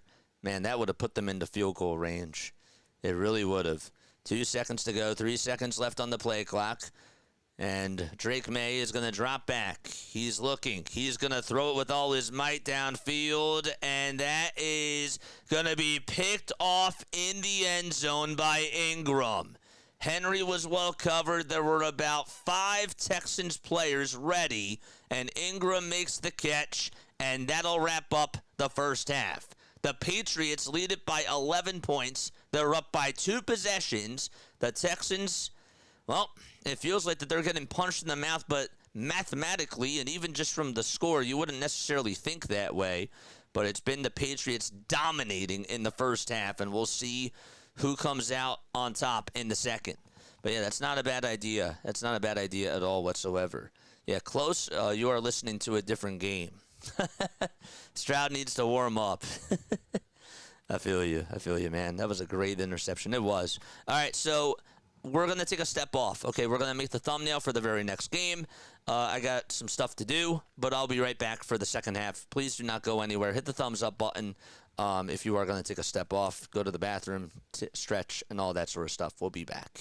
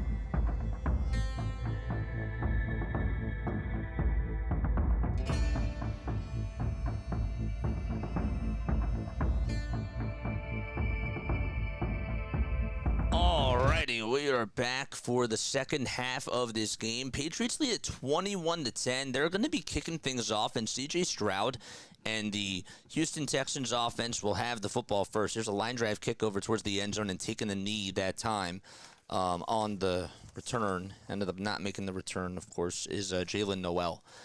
So, yes, that's going to be Houston football at their own 35-yard line. Folks, if you are new to the channel, make sure you guys hit the thumbs up button. Subscribe to the channel as well. My name is Jason Joseph. This is Play-by-Play with JJ. I want to make sure that I give a special shout-out again to John Dasher for the $10 super chat. My friend, I really appreciate you. About an hour ago. All right, so we start off the third quarter. Stroud is going to go back out there. He has had just an awful day. 4 picks he has thrown, 10 for 26 passing-wise. And so we'll see what they do here. Stroud is going to hand it off, and it's going to be a run up the middle for just maybe 2 yards. He was in the gun, and Mark's able to get 2 yards to start off the second half. There was a guy coming in over on the left side of the edge for the New England Patriots, and looked like that he was well covered at the very end by one of the right tackles for the Houston Texans. Okay, dinner time, cooking 3 boiled flounder and some Brussels sprouts. Love them. Ooh, that sounds good. Stroud in the gun gets the snap, has a blocker towards his right side, throws it wide open, catch made, and a first down as well. That was a big play by C.J. Stroud. He found Hutchinson in stride over towards the far side of the field and got it to the New England 40-yard line, a 23-yard catch right there. Had to turn around, too, to look right in front of him. It was twisting and turning and then hit him right on the chest. 1st and 10 at the Patriots' 40-yard line. 21-10, Patriots up by 11. Douglas had a touchdown. He caught a 28-yard pass. Stephon Diggs also had a touchdown. And then Jones had a pick 6. Here's another pass by C.J. Stroud. He throws it, and it's caught, but the ball comes loose. And another fumble of the football. It goes out over towards the right sideline, and the Patriots are going to get the ball back. They just got it right before it went on out of bounds. The pass was up the middle. The ball was fumbled by the receiver again. And that is yet the 5th turnover of this game. The receiver that ended up catching it was Hutchinson. After he made a nice catch before, Hutchinson caught the ball. Christian Gonzalez punched the football out and then chased it down, dove on top of it over towards the right sideline, and the Patriots have it at their own 40. 5 turnovers in this game for Houston. And hold up a sec, let's see what they're saying. It was down by contact. Okay, but yes, the play is under review. The play was under review. But that is turnover number 5 for the Houston Texans. TV has been a little bit glitchy now for some reason.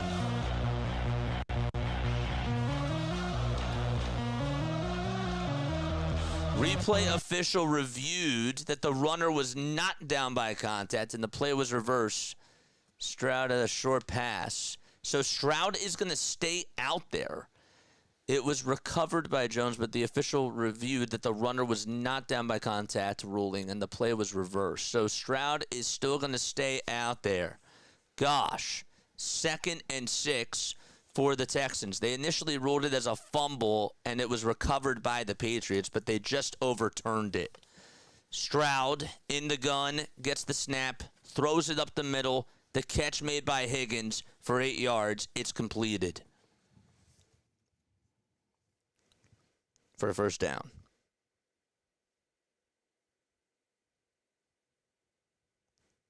Didn't even want to kick it down out of bounds. They got so lucky there. So lucky. Wow. So it's a 1st and 10 at the New England 28-yard line now. Stroud now under center, looks to hand it off, and he does. And a run up the middle, taking it right over to the 21 is Nick Chubb. That's a gain of 7 yards. No way. I've never seen anything like this. 6 turnovers. He forgot the last interception. That would have been the 5th. That would have been the 5th. Because they have 4. It feels like that they should have 6, so. 2nd and 3, 12:30 left to go in the third quarter. Another handoff and a run up the middle. And trying to get to the first down marker again is Chubb. Does he get there, though, is the question. Do you show it over the yellow line as he is now officially down? They'll call it just short. They'll say that he got to the 19. Say that he just got to the 19. It'll now be 3rd and 1 at the Patriots' 19-yard line. Oh, boy. 12 minutes left in the third quarter. Texans down 21-10. What a bizarre game this is as the snow continues to come flying on down out in Foxborough. Stroud under center gets a push on forward, and that's going to be good enough for a first down. So they will do a direct snap to the fullback, and it's now 1st and 10 at the Patriots' 15-yard line, 21-10. Texans now knocking on the door, if you can believe that. Don't forget to hit the thumbs up button. Subscribe to the channel too, folks. My name is Jason Joseph, and this is Play by Play with JJ. It's a 21-10 ball game, 2-possession game. Patriots up by 11. 10 seconds left on the play clock. 11:08 to go in the third quarter. They're going to hand it off, and here's a run up the middle, taken past the 10, in between the hash marks, and tackled right on the 7. And getting about 8 more yards is Marks. It's snowing here in Philly. Yeah, it's continuing to snow here in South Jersey. It is. It's continuing to snow here. It, hasn't stopped. I don't know what time it's supposed to stop. 21-10. On this drive, the Texans have made 8 plays, and they've manufactured 58 yards in a matter of 3 minutes and 54 seconds. Here we go again. Stroud under center, triples over towards the right side. Receiver in motion. Stroud will hand it off as the snap is made, and down immediately, getting back to maybe losing a yard there is the running back for the Houston Texans. Woody Marks once again, and the Patriots defense does its job. Kevin is here. What's up, Kevin? 3rd and 2 now. 3rd and 2 at the New England 7-yard line. 9,000 views over the last 48 hours. You guys are the best, man. You guys are absolutely awesome. Less than 10 minutes to go, 3rd and 2. And Houston, as the clock is going down, they got to hurry up here. And they will take a timeout. They will call their first timeout of the half.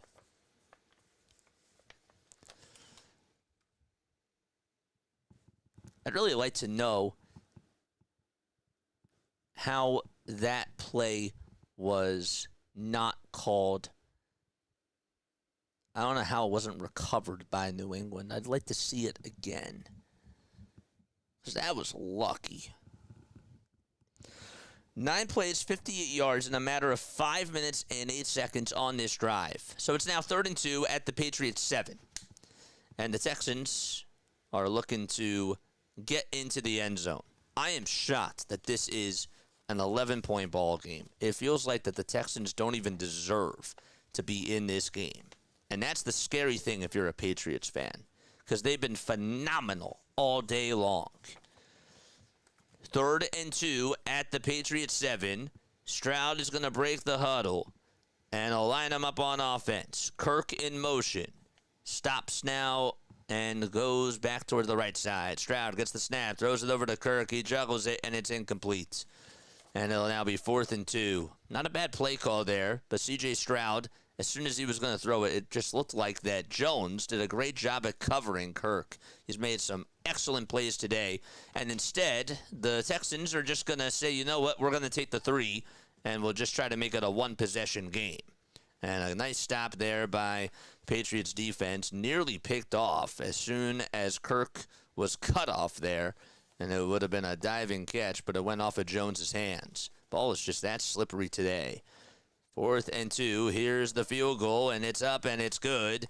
It's a 1-possession ball game, 21-13 Patriots with 9:45 to go. A timeout taken. We'll be right back in just a little bit. Don't go anywhere.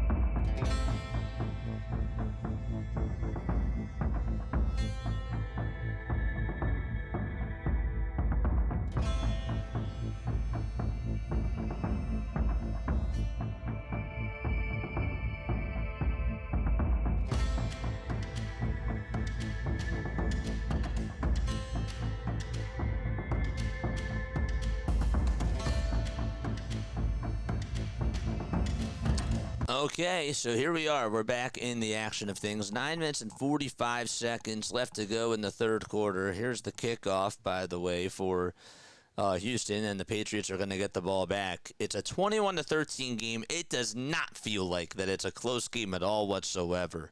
I mean, my gosh, C.J. Stroud has just been so terrible in this game. He's had 4 turnovers, and really what should have been 6 turnovers. I mean, my gosh, he's been getting outclassed on all counts. But it's a one-possession game. Drake Maye is under center, and 8 seconds are left on the play clock. He'll get the snap, and he'll hand it off, and spinning out of a tackle is going to be Stevenson, and he will take it for a gain of 5. Is that Stevenson or Henderson? The running back that was out there, though, got 5 yards.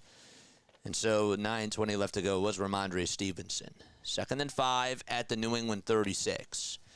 Anderson and Hunter have done a very good job for the Texans today.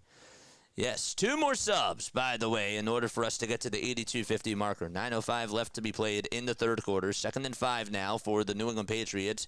Here is Maye, who gets the snap. He's going to make a short pass right behind the blue line. It'll be caught, but not really. I mean, a loss of about 2 yards there as the Texans defense is able to just cover the receiver very well. 3rd and 6, they'll call it a loss of 1. It was Ramondre Stevenson who made the catch, and Tagai made the tackle right behind him. It's been raining all day. Yeah, Eagles offense is out there. The Eagles offense. Dude, the Eagles offense. I don't even. Yeah. Okay, 3rd and 6. 8:20 left to be played in the third quarter. Maye with an empty backfield this time. And he will get the snap, and he's looking, throws it again. The ball comes loose, and the Houston Texans get on top of it. The ball got slapped out of Drake Maye's hands by Anderson again, and the Texans will take on over once again. Oh, my goodness. The ball got slapped out of Drake's hands by Anderson, who came from behind. He blindsided him. And Drake Maye crumbling in this situation, too.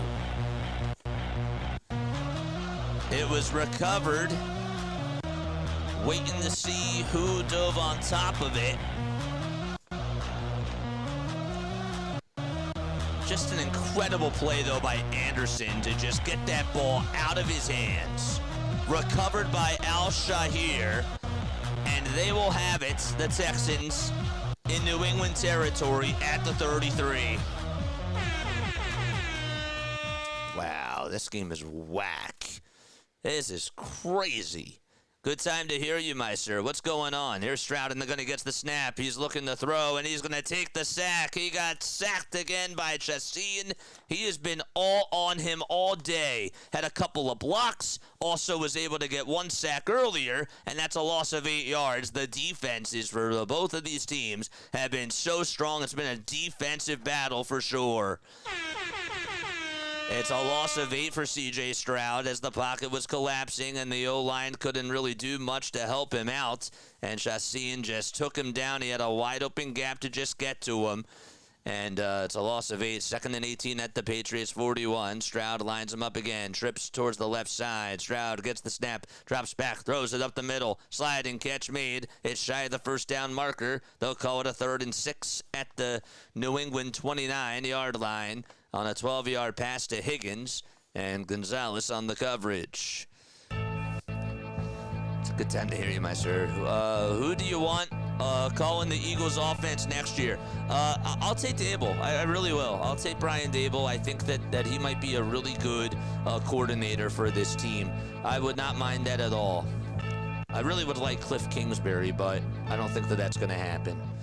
Stroud in the gun again, gets the snap, and he's looking to climb the pocket, and he's going to run with the football, takes it past the 30 to the 20 and out of bounds, and that'll be marked out. He'll be marked out right at about the 18, and that's going to move the sticks for the Houston Texans. Yeah, some space. And a good block by the center for Houston, as coming on in over towards that left side was Robert Spillane, and Jake Andrews did a good job at blocking him. And so it's a 1st and 10 at the Patriots 19. Stroud ran out towards the far sideline. 6:10 to go in the 3rd quarter. A game of turnovers for both of these teams. The Patriots have had 3. The Texans have had 4. Stroud gets the snap, throws it, wide open catch, but only after a short gain of a yard by the backup tight end for the Houston Texans, and that is Cade Stover. So it's just, they'll actually call it a yard and a half. It'll now be 2nd and 8. Remember, Dalton Schultz got injured earlier in the first half, so he is not out there. Cade Stover is taken on over in his place as the number 1 tight end right now.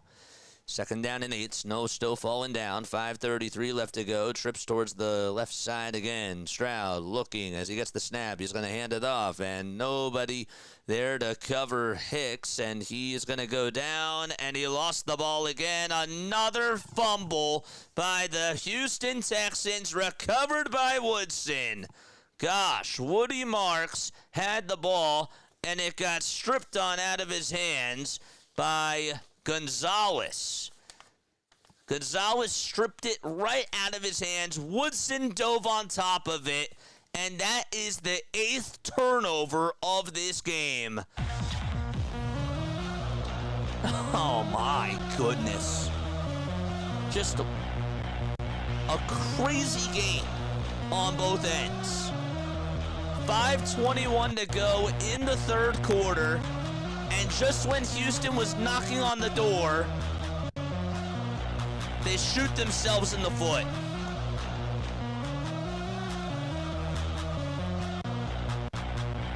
Marks was running past the right guard. He got tripped up, and Gonzalez just took the football away like he was trying to steal a basketball. And then the ball popped on out, and diving on top of it, right then and there, was Woodson at the 12. I guess I'll root for the Texans. Don't like Boston teams. It's about time. I took a break, and wow, definitely came back at the right time. Drake Maye turnover, and another turnover by the Houston Texans. They're like, you get the ball, you get the ball, you get the ball. CJ just can't take a sack. No, he cannot. He cannot do that. Daboll has a history with Hurts. Didn't he call plays for him at Alabama? I'm not fully sure about that. I don't want to misspeak. So, if you know, that's crazy. That's a fumble. Hot potato, man. Another shot, please, Lou. Another one.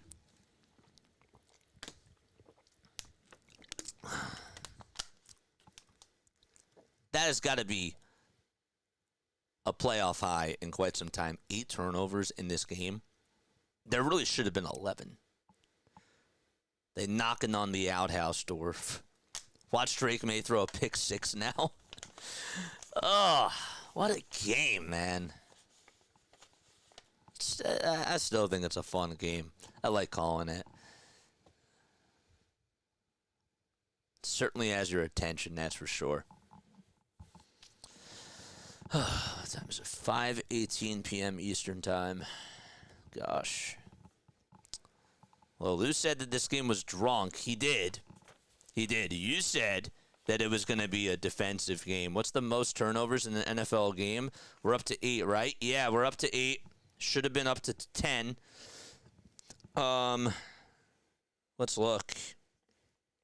Most turnovers in an NFL game. The most turnovers in an NFL game combined were by the Lions and the Bears in November of 1942. That was 12. Here we go. Another handoff for the Patriots, and not really anywhere to go as Jones is going to make the tackle. Was that a loss of 2? It was. It was a loss of 2 yards.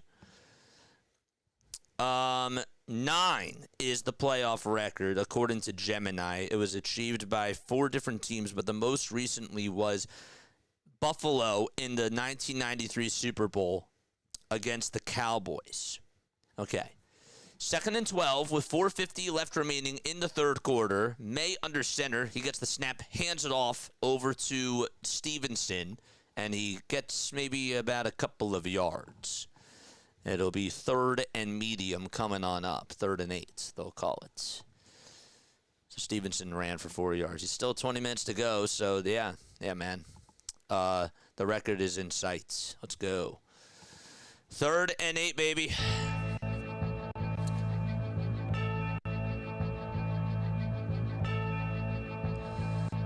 I don't have any snacks in my fridge just yet. Still working on that P.O. box, by the way. Here's a little soft pass, short pass, I should say, over to Stevenson again. And he's going to try to juke past the defender and take it over towards the right side of the field. And they'll just get back to the line of scrimmage. So it's now 4th and 7, a 3 and out for the New England Patriots. And now 3:55 left to go in the third quarter. Still a 1-score game after all of that. 3 and out, 3 plays, just 3 yards manufactured. The Texans' defense has been almighty in this game, and so is the Patriots for the most part. 10 seconds to go on the play clock here, and out to punt the football is Borregales, and here it is, and that was nearly blocked. This ball is punted, and that's going to be fair caught at the 41 by Ashby, and a nice punt there. So that is where the ball will be spotted when the Patriots and Texans return. Texans are 59 yards away from getting into the end zone. John says, yeah, right. No, I really am, though. I am.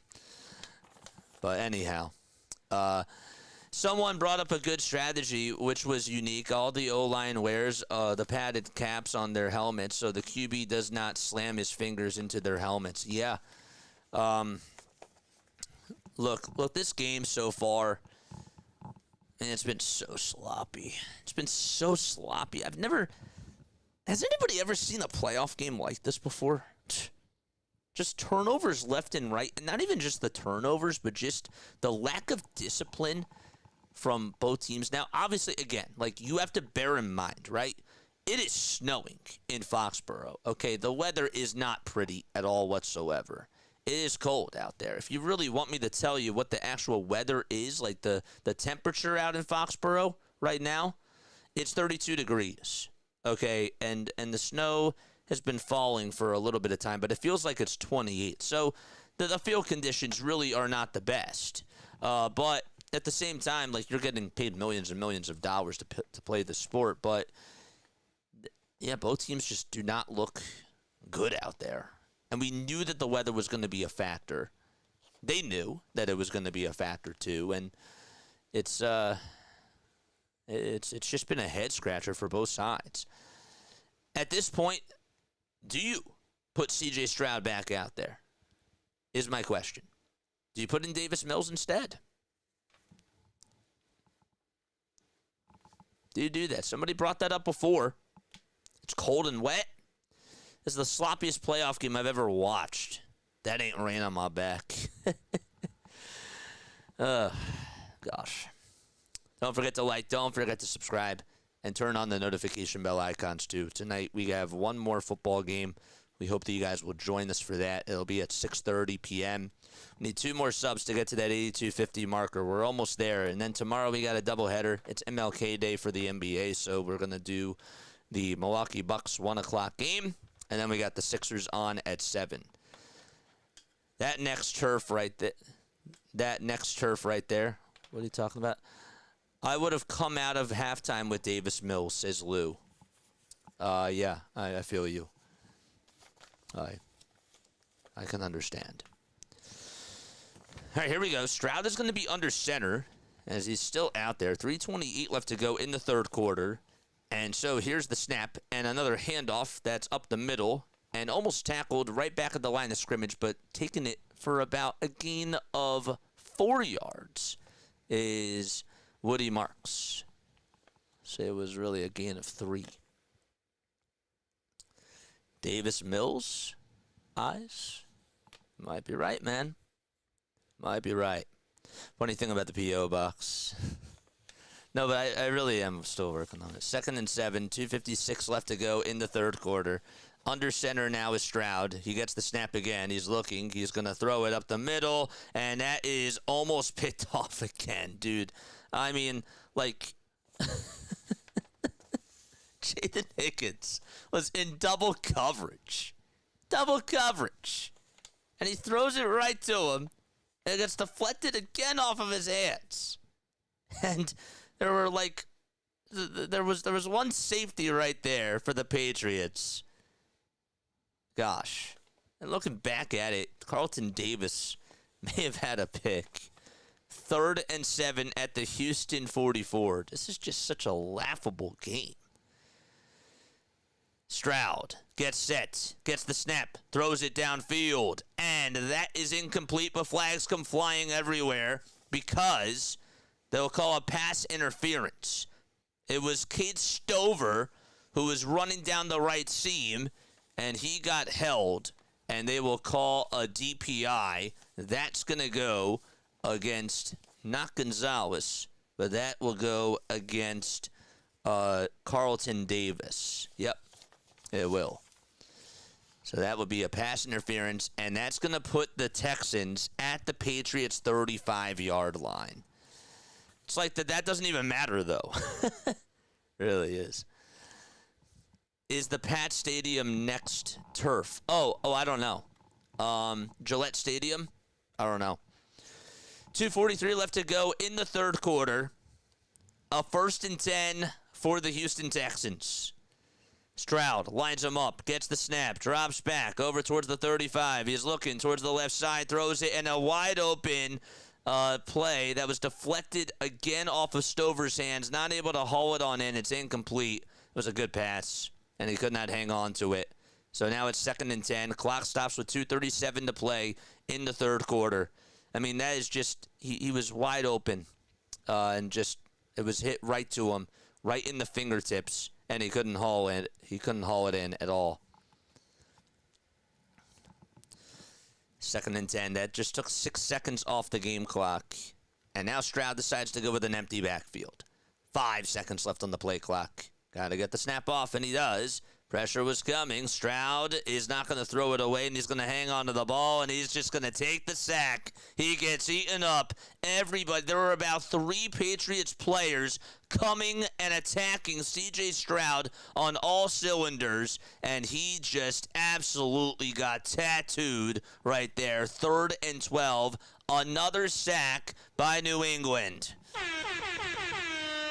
Chassan again providing that pressure on the left side of the line, and not even Arante Ursi could even stop him. He got blindsided by him. And then up the middle, of course, came Will Campbell and Harold Landry, and then Milton Williams. Gosh. 2:25 left to go. 3rd and 12. Jennings got hurt for the Patriots during the play. He got nicked up, and that's why there's going to be an injury timeout. That's Anthony Jennings, one of the linebacker members of this Patriots defense. Every pass is a new adventure, says Lou. Flags go flying everywhere. Man. But anyhow, yeah. Anyhow, 21-13 is the score. It's an 8-point lead for the New England Patriots.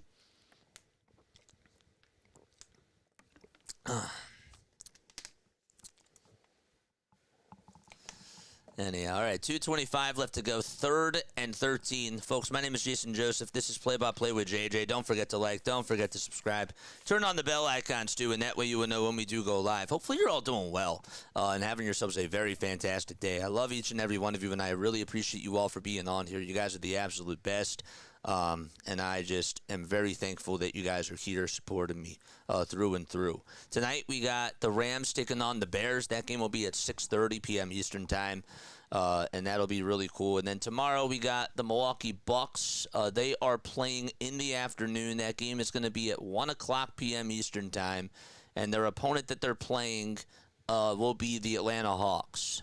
So that game we'll be able to call. It's actually going to be on Peacock. That'll be at 1 o'clock. And then later that night, the Philadelphia 76ers will be hosting the Indiana Pacers. The Sixers 22-18 on the season. Pacers, well, they're 10-33. I mean, after a season where they went to the NBA Finals, who would have actually thought, even without Tyrese Halliburton, that they would be in that spot? Certainly not me. But yes, so we got that tomorrow. A lot of stuff coming on up, and trying to get back into getting more content for the channel, and that's been really awesome. It's 5:30 p.m. Eastern Time, and we should be ready to get back involved in this game. What has really surprised you, besides the turnovers? What else has surprised you about this game? Let me know down below. What are you guys looking forward to in tonight's game with the Chicago Bears game? I would also really like to hear that too. 3rd and 13. So the injury timeout is done. 2:15 left to go in the 3rd quarter. Stroud drops back as he gets the snap. He is looking. He throws it. And it's caught, but it was a diving catch well short of the sticks. And they'll call it maybe about a 4th and 8. I want to say, but the question now is, because the diving catch was there, did the ball hit the turf first? It did not. It was caught by Hutchinson. He just caught it above the turf. It's a 5-yard pass, 4th and 8, and the Texans are going to try to cut it to a 5-point game, 21-13. Clock's still winding down with 1:40 left to go in the 3rd quarter. 10 seconds left on the play clock. This is a 51-yard field goal attempt, and here is the kick, and that is up, and that one is good to now make it 21-16 with 1:32 left to go in the 3rd quarter. Yeah, and I'm working on my master's degree to be a brain surgeon. Is that actually true? Is that actually true? Me too, John. Just be real. You can't justify the expense to get fan pits gifts when you prefer cash donations. Remember when I offered you a new insulated Phillies cup and you said, "Let me see it. Send me a link." I'll be honest. I mean, like the main thing that I've been focusing on, like right now, I really haven't like made it as much of a priority because I'm trying to like invest into other things, and I've also been like trying to reach out to sponsors. I really haven't, like, I've been doing other things and I've sort of just put that off. I haven't forgotten about it, but I've been it just hasn't been as like high of a priority, and it definitely should be, and I definitely hold myself accountable for that. But you know, that's the real thing. I'm not like gonna go like further on into it, but that's really like what it is. It has nothing to do with you. It has nothing to do with anybody else. But it's another expense, and I'm you know, I definitely should prioritize it more, and I agree with that. But I haven't done it. I haven't done it. So, who did the Bears play? The Bears played the Rams. The Bears played the Rams tonight. 1:32 left to go in the third quarter. Here's a line drive kick that's going to be caught right inside the 5 and taking it past the 20 to the 25 and going down to about the 29 as there's a pile on of players that come on down to take down the kickoff returner, and the Texans will have the football, or the Patriots will have the football just inside the 30. John, the Texans kicker, is from Hawaii. Is he really? I didn't know that. I actually did not know that. Andy Borgowitz is from Hawaii? Huh. Didn't know that. I wonder where in Hawaii he's from. I wonder. Roger that. But no, I definitely hold myself accountable for that. 1:22 left to go in the third quarter. I'm hoping to get it, though. I mean, yeah, I will work on it. I will. But yes, here we go. Here's a little soft pass that's going to be lofted on over towards the near side, and that's to Austin Hooper. Remember Austin Hooper? I forgot that he was even on the New England Patriots. Hooper was a tight end. He played for the Browns for a little bit of time, and he's able to get a little bit of action over here. It's a 14-yard pass. 1st and 10 at the New England 43. What kicker for what team? For the Texans. The Texans kicker, the Houston Texans. Crazy. 44 seconds to go in the third quarter. Here's Maye in the gun, gets the snap. He's now going to get out of the pocket, and he didn't want to get rid of the football, and he's going to slide, and he'll just get back to the line of scrimmage. And that, I think, is going to wrap it up for the third quarter. We'll see if they do decide to run one more play. If not, they will go to the fourth quarter. New England is up 21-16 in what has just been an absolute bizarre game. Again, field conditions not the best. It is snowing a lot out in New England. 13 seconds left to go. Let's see if they run one more play here. Again, Maye signals for motion as he's under center. 10 seconds left on the play clock. Now 5 seconds left on the play clock. And they are just going to take this to the fourth quarter. Okay, so they'll be back for fourth quarter action. 21-16, Patriots up by 5. They have the football at their own 43. It's 2nd and 10 when they return. Oh, man. Let's take another sip of water. What time is it? 5:35. Next game is at, what, 6:30? Kickoff, I assume, will probably most likely be at 6:40, right? I would assume that would be the case. Ooh. What a day. Oh, what a day, man. We saw a weird basketball game. But it was also really cool how they played out in London. That was awesome. But it was one-sided for the first half, and then maybe you thought that the Magic were going to cut it a little bit closer, but it was really pretty much a neutral second half. But it was still fun. It was a great cast. I enjoyed it. And this game started off very explosive from the New England Patriots defense, and then they just, I don't know, like the Houston Texans have just looked so terrible in this game. And the Patriots have not been able to sort of punch them out. You've seen some misplays. There were some plays that should have been picked off, and they just haven't gotten that extra punch. They were absolutely destroying the Texans in all aspects of the game, causing them to turn the ball over, make some terrible plays. And with the Patriots' flaws of just not putting up long drives on offense and giving Houston shorter fields, they've been able to just get into field goal range, and they're not even knocking in field goals, they're not even putting touchdowns into the end zone. They're just hitting field goals. So, never seen a game like this before. 8 turnovers combined in this game, 5 for Houston and 3 for the Patriots. Patriots today are also 1 for 10 on third down. That really has not helped them. The Houston Texans, they're 6 for 13. That's still not necessarily the best if you're Houston, of course, but it's better than 1 for 10. And that's, I guess, really why that they've stayed involved in this game, because the Patriots have not been able to make plays. But I will give credit, though, to the Houston Texans defense because they are playing like a Super Bowl team. They have been very good. The Patriots defense overall has been very solid as well, for sure. JJ, you would be kicking yourself when I send you a Big Island candy sampler cookie box, as they say here. Broke the mouth. Big Island candle sampler. Well, that sounds good. The snow is heavy in Philly right now. Cars are just getting stuck now. We just received 1 inch in the last hour. There is 5 inches right now. 5 inches? 5 inches. Oh, man. Yum, I think I'll get myself a P.O. box. A C.O. box. That's funny. That's funny. Here we go. Here's the snap again, and the little short throw made by Drake Maye over towards the right side of the field. It's just going to be for a short gain by Ramondre Stevenson. He juked past one defender and then turned on over, cut to the right, and then just took it right onto the 45 numbers. And they'll call it now 3rd and 8 to start off the fourth quarter. Oh, some call themselves that. I don't know. I don't know. Oh, man.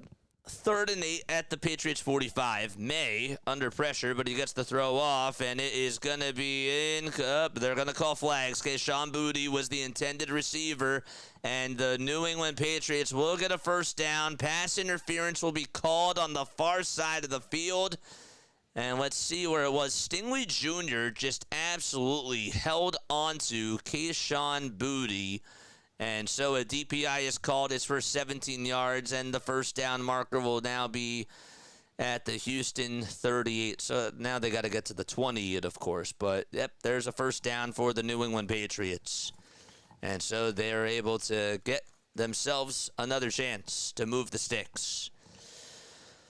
Okay, Maye under center. Henry is in motion, going from left to right. Booty lined up over on the outside. Maye is going to hand it off as the snap is made. And here's Ramondre Stevenson twisting and turning past the center and going over towards the Houston 32. It's a gain of 6 yards. Horton does make the tackle. 2nd and 4. 2 more subs, so we get to the 82-50 marker. Let's go, baby. Come on. Come on. Patriots, the number 2 seed. And the Texans, the number 5. Okay, again, it's Maye under center. He has duels to each side, and now Henry again in motion. They're going to hand it off and ready to take down the running back right there. Breaking on through the glass for the Texans is Totu. He got it right there. Oh, gosh, a loss of a yard. Totu was ready to just break on through the middle. The offensive line couldn't do anything about it. Number 56, that was Wilson. Number 58, Wilson for the New England Patriots. Had a blocker that he had to get through under the center position. And then the other guy was just left wide open. Totu was able to get the sack there. 3rd and 4, or just a loss of a yard, I should say. Here's Maye again. Gets the snap. Blitz coming. Throws it down the field. And Booty holds it in with one hand in the end zone. An over-the-shoulder catch. He dove and was able to haul it in with that left hand. A one-handed catch by Sean Booty. And that was a stab in the heart. How the heck did he hang on to that? What a ridiculous catch by Sean Booty. That's one for the highlights. Drake Maye just dropped an absolute bomb, and Sean Booty with the catch of his life.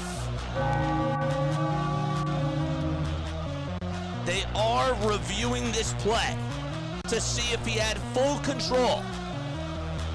They rule it as a touchdown, but they are reviewing it. I think he had full possession. Yep. He got it with one hand, and then he hauled it in with both. Let's turn up the broadcast for a sec.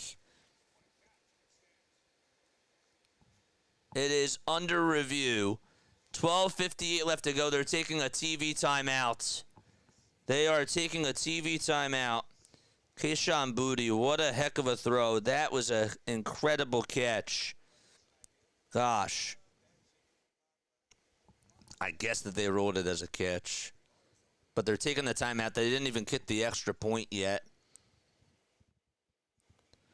They're looking at it. They think that on the second try that he tried to catch it, the ball may have hit the ground, is what they're saying, and maybe he didn't have full possession.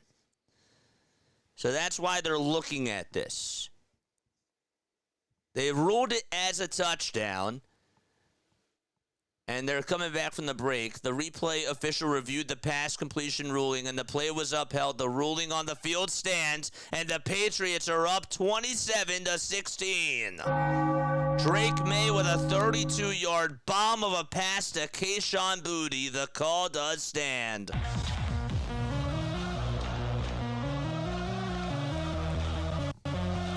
They just ruled it on NFL Jesus. Wow. Crazy. That was a sick catch. All-timer, better than that giant stiff. Gosh. Dude, it makes me think about McCaffrey's catch and Jawan Jennings' throw. You know? Like, that was a backstabber right there. 27-16. Clutch. What a moment. What a moment, man. I gotta remember to cut that call. I put it up over here, but that is insane. They're still in a TV timeout. Again, the fourth quarter is underway. It's a 27-16 game. Just an unbelievable grab by Kayshon Boutte. How he tracked that down and how he hauled it on in. That was like a Superman play. Here is the extra point. The ball was spotted. The kick is up.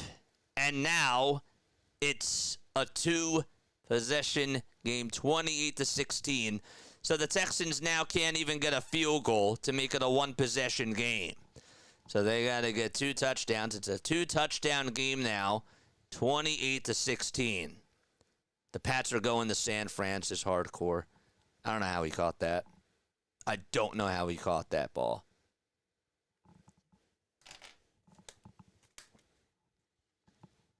Insane.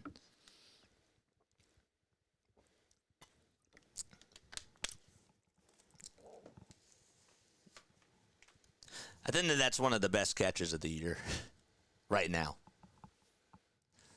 Right now. Still time left to go. 12:58 to go, to be exact. Houston has 2 timeouts left. Just wanted to throw that out there. Houston will never be able to come back from this upset. All right, here we go. 28-16, Patriots up by 12 points as the fourth quarter is underway. That is a stab to the soul. That is 1,000% a stab. Okay, here is the kickoff for the Patriots. Borgelis is going to kick this one high and deep, and it'll be caught right at about the 2. Going over towards the 20 and running towards the outside, and down at the 22-yard line is Jalen Noel again. And C.J. Stroud and the Texans offense get another crack at it. Stroud in the second half has been 6 for 9 with his pass completions for 54 yards. In the first half, he threw 4 picks. He did have a touchdown pass, but he was 10 for 26 with his completions. This is obviously the drive of the season for Houston. 12:51 to go in the fourth quarter. C.J. Stroud under center. There's 6 men up front for the Patriots. And here's a little pitch that goes on over towards the running back. That's Woody Marks. Runs out over towards the left side. Cuts back over towards the 30-yard line. To the 25. And then he's out at the 27. So it's just a 4-yard gain.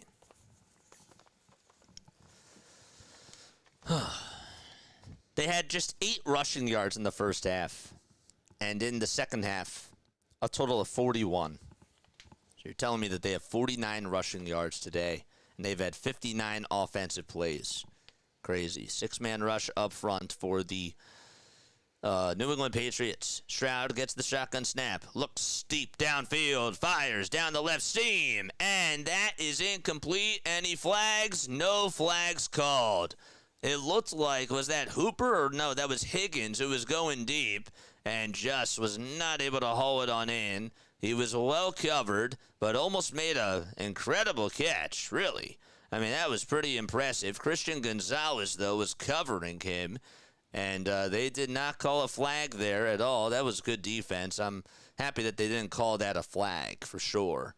But on away from the play, though, they just showed a replay of another receiver getting away with another corner, the other cornerback getting away with a hold on another receiver. So they did not call that. They just showed the replay of it, and that was a hold. So Houston's going to take their second timeout with 12:16 left to go. I couldn't tell who was being held there. Could somebody tell me in the chat, if you guys are watching the game, who was being held? Because I couldn't tell who it was. Was that Kirk? I don't know. But he was grabbed on the jersey. Patrick going to San Fran. Are you covering the next game, JJ? Yep, we'll be here for the Rams game. So we got that. That'll be at 6:30. That's when they say that it'll start. I believe it's probably going to be 6:40, though. 12:16 to go in the fourth quarter. But yes, 3rd and 6 now for Houston, and they only have one timeout left. Just one.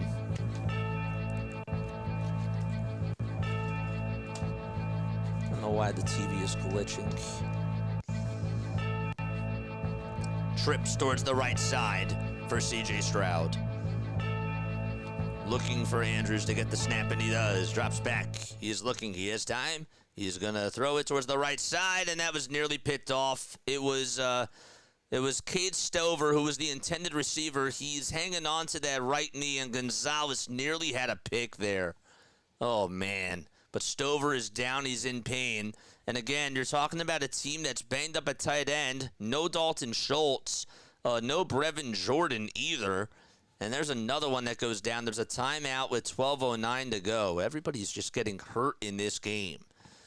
And the pass that Stroud threw was just a little bit behind him. He had to go back for the ball, and then the safety for the New England Patriots just could not get the ball to come on in. So a timeout taken, 4th and 6 at the Houston 27-yard line. Rostam and Peppers, yes. Man. How long have we been on? Feels like we've been on for a while today. I think we've done, 5.5 hours of streaming? Almost 6 because, oh, yeah, that's right. We did a 12 o'clock game. That's right. We did a game at 12. How could I forget? Man.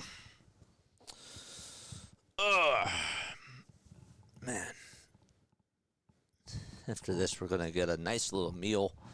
I'm really hoping that this ends a little bit early so that way we can eat just a little bit. Oh, man. Folks, my name is Jason Joseph. This is Play-by-Play with JJ. Hit the thumbs up button, subscribe to the channel, turn on the notification bell icons too, and that way you will know when we do go live. I appreciate you all so much for rocking with me. You guys are the absolute best. I cover Phillies, Sixers, and Eagles games on my channel. I've been doing the NFL playoffs over the last couple of days. And also started doing some college basketball this week. Today we also covered the London game out in the NBA, so that was cool. So just trying to get more content out there for you guys and just call more games and continue to build this awesome community, which I'm so thankful for, and it's really cool. Oh, man. How would you rate this game? On a scale of 1 to 10, 1 being not good, 10 being great, as far as entertainment value goes. I'm going to go I don't know, man. I feel like if I were to go to a 7, I don't know. I'm like between a 6. I'm like a high 6, low 7. If that makes sense. I'm a 6'7", but just kidding. A high 6, a low 7. It's yeah. Yes, for numbers. I don't know. 12:09 to go in the fourth quarter. And so special teams is going to go out there. Stover got hurt on the play. I don't know if he went back to the medical tent or not. Didn't get an update on that. But here's the punt, and this ball is launched, and that's going to be bounced over towards the outside, inside the 10 to the 2, saved at the 1 from going into the end zone, and picked up at the 3. Number 11 for the Texans did an incredible job at just running down the field to track that punt down, and it was picked up by downed by Ingram, and they'll start off the Patriots at their own 4-yard line. Oh, gosh, that was a big-time punt there, and an incredible job by special teams to save that thing from going on out of bounds. That's awesome. Man. Hopefully the injured Houston Texans player will be okay. Brian says I'm going to go 7. Hardcore says 10. Awesome watch. Yeah. It's definitely been quite a game. It's been quite a game. Maye is going to hand it off, and here's a run over towards the right side. As getting past the right guard on the run is Stevenson, and he'll take it right to the 10. He got on the number and then got an extra 2 yards as he dove on forward. So they'll call it a gain of 8. Second down. They got to get to the New England 14. Brian says 7. Scott says 7.5. It's a 9 for excitement value, says Mark. Yeah, I hear you on that. I hear you. Larry has a gig with Jerry and the Atrix at the Moose Lounge. There's a handoff, again, that goes to Stevenson as he runs past the right guard, gets the first down, and is tackled right inside of the 20. Nice play again.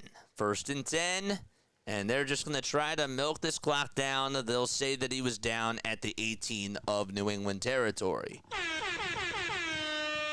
They're 20-1, the Patriots, when they lead by 8+ points in the fourth quarter. Their only loss that they had was to the Raiders, and you have to go back to 1976. They just put that up on the broadcast. That's really impressive. So they're just going to continue to just feed Ramondre, you would think. And that's what they're going to do is Maye hands it off again, running past the right guard, cutting towards the right side, and getting back right on the numbers and down a little bit further to the 27 is Stevenson on a gain of 9 yards. Big gain there for him. And another one will get them a first down. Did they make him wear a grass skirt? Oh, man. 10 minutes to go in the fourth quarter. It's now 2nd and 1. 15 seconds left on the play clock. Maye again under center. And another handoff to Stevenson, and he gets past the right guard again and gets another first down. Ramondre Stevenson having himself quite a drive. You just figured that they're just going to milk this clock down as much as possible. They're attacking that right side of the Houston Texans defense, and it's been working, and they get to the 29 inside the 30, and a new set of downs for the Patriots. They'll break the huddle once again. Leading rushers today, Ramondre Stevenson has 10 carries along with Henderson, but Stevenson with 57 on the ground. Here's Stevenson again, getting the handoff and running over towards the left side and getting right onto the 35-yard line for another gain of 6 yards. And they will call it a 2nd and 4. Where's Steve? Is Steve in the chat? What's up, Steve? How you doing, man? How are you? 8:50 left to go in the fourth quarter. The Patriots technically still have all 3 timeouts left to go. 2nd and 4, 8:40 remaining. And here is the dump off over to Henderson, and he's going to get tackled for a loss of 3 yards. Again, they tried to just keep spamming that right side of the line, and that time not going anywhere and losing 3 yards on the nice coverage by Speed. Took him on down for a loss of 3. EJ Speed making his first tackle for a loss today. It is now 3rd and 7. Okay. Here's Maye in the gun, gets the snap, throws a dart. It's caught for a first down. Stephon Diggs to the rescue. A line drive throw to Stephon. He catches it and is down at the Patriots 46. A gain of 14 on that play. Excellent read by Drake Maye. And man, Stephon was over on the inside. He got towards the flat, and then he cut towards the outside and was able to get some space and made the catch and got twisted and turned by 202. And so it's a 1st and 10, and that, I mean, a couple more first downs, and that'll just about do it, right? 7:22 left to go in the 4th quarter.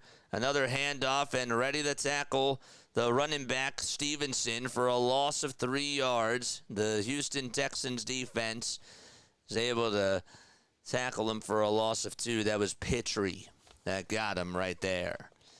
And that'll send them back to the Patriots 44.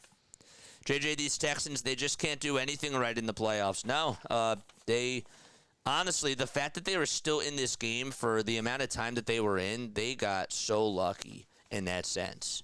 8 plays, 40 yards on this drive by the New England Patriots. 5:12 is how much time it's taken on this current drive. 6:40 left now to be exact. Maye under center, ready to hand it off again to Stevenson as he cuts to the right and takes it up the middle and gets a gain of 3. Musi gave me 5 Michelin stars for my tuna a la carte. We'll call it a 3rd and 8. And the ball will be spotted on the 40 of New England. 8 rushes on this drive and just 1 pass completion.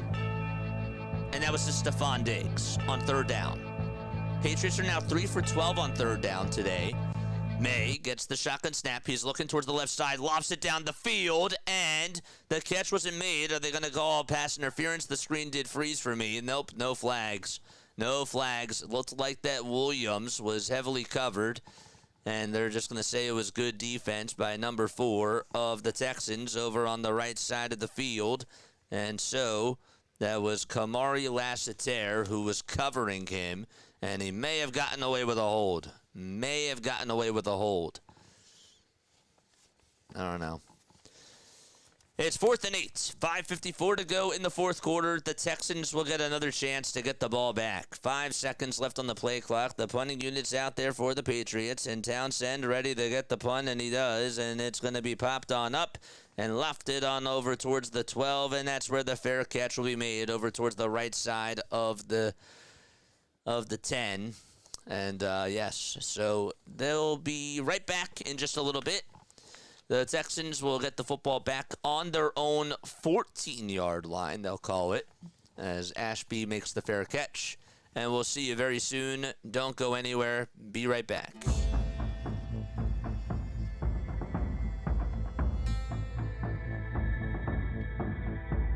No, they didn't call a timeout. Excuse me. Sorry about that. 5:48 left to go in the 4th quarter. I thought they said it was going to be a timeout. Here we go. Stroud is getting ready to throw as he gets the snap, throws it towards the right, and that is incomplete. Did not call a TV timeout there. Thought I saw it out of the corner of my eye, but nope. That was a great break. 5:44 left to go. We'll have to take a break after there officially is a TV timeout. I thought that there was one, and that was my bad. Totally my bad. 2nd and 10, 5:44 remaining in the 4th quarter. Stroud ready to get set, and he does. He'll get the snap. He'll fire it up the middle, and the catch is completed again to Bryant. That is the 3rd string tight end that they have. Didn't get the first down, though. He's down at the 23. It's just a gain of 9 on that pass. 3rd and 1. I mean, if you're C.J. Stroud, you probably have to be looking deep here because, again, you only have one timeout. Stroud looking as he gets the snap, finds Bryant again, makes the catch, and tackled right at the 29 of Houston. And a first down. Gonzalez did tackle him, and so did Spillane. 1st and 10, they got to hurry up here. Stroud, again, looking as he gets the snap. Drops back again. Now steps up, and he's going to throw it deep downfield towards the near sideline. Incomplete. Clock stops with 4:59 to go in the fourth quarter. And that gives him a little bit of time to breathe. Who do you think is going to win this game? I think it's pretty clear that the Patriots are going to win unless, for some reason, C.J. Stroud is just superhuman in a game that he has just been absolutely a shell of himself. Stroud on 15-plus yard throws today, 2 for 7. And he's completed 39 yards. Stroud in the gun again. 8 seconds left on the play clock. He's ready for the snap. He gets it. He's looking down the center, throws it, and that is going to go off the fingertips of the receiver and incomplete as Christian Gonzalez again deflected the football right behind Hutchinson. He got a hand on it, and it'll be 3rd and 10. He was open up the middle, and then Gonzalez came right back there at the last second and was able to just slap that football away with his left hand. Got it with his backhand over on his left thumb, and that was a nice play by him. You can just tell that he's just one of the top one of the top corners in the game. 8 tackles, a team high, 1 forced fumble, 2, and his coverage downfield has been very impressive. Stroud gets the snap, looks, he's back at the 20, pressure's coming, and he is set for a huge loss there. C.J. Stroud goes down, and that is Tusa again, who comes to the rescue and gets himself a huge sack there. A loss of 8 yards, 4th and 18. And obviously, in this case right here, well, they're not going to stay out there. They're going to just give it up to the special teams, and they're going to have to punt the football. 4:20 left to go. That was awesome by Tonga. Broke right on through the center, and he caused that pressure and was able to provide his teammate to break on through. Here's the catch, and that's going to be made at the 20. Backing up to the 15 is Jones. Now he runs over towards the outside, past the 20 again. He was on the inside, then got back to the outside and takes it on out of bounds. 4:03 left to go. Unreal. Now you can't go for it. Yep, that play literally knocked them out of what they could have done. I mean that knocked them right out of going for it. It really did. 4th and 18 was the play. So now it's a 1st and 10 at the Patriots' 28-yard line with 4 minutes and 3 seconds left to go in this game. It is 6:05 p.m. Eastern Time.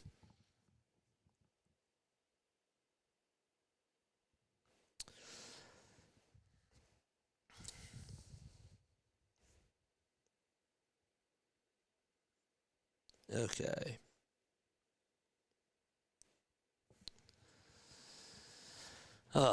Okay. Maye under center again. As the snow continues to fall, it is actually getting heavier as the game has been continuing. Stevenson gets the handoff, jukes towards the right side, twists and turns, and cuts over back towards the left past the 35, and he is down at the 37. Houston will take their final timeouts. So they got one more left after this. Has the score even changed? 28-16. I feel like I've lost track of time. Really.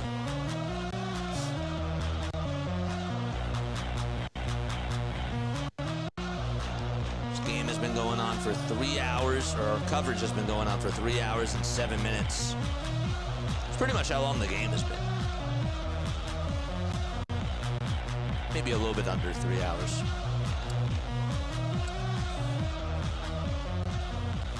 Maye, get ready to hand it off. And he does to Stevenson. Runs past the left guard. Jukes over towards the left tackle. And he will get another first down. And that is going to pretty much just about do it for the Houston Texans. I mean, they have no timeouts left.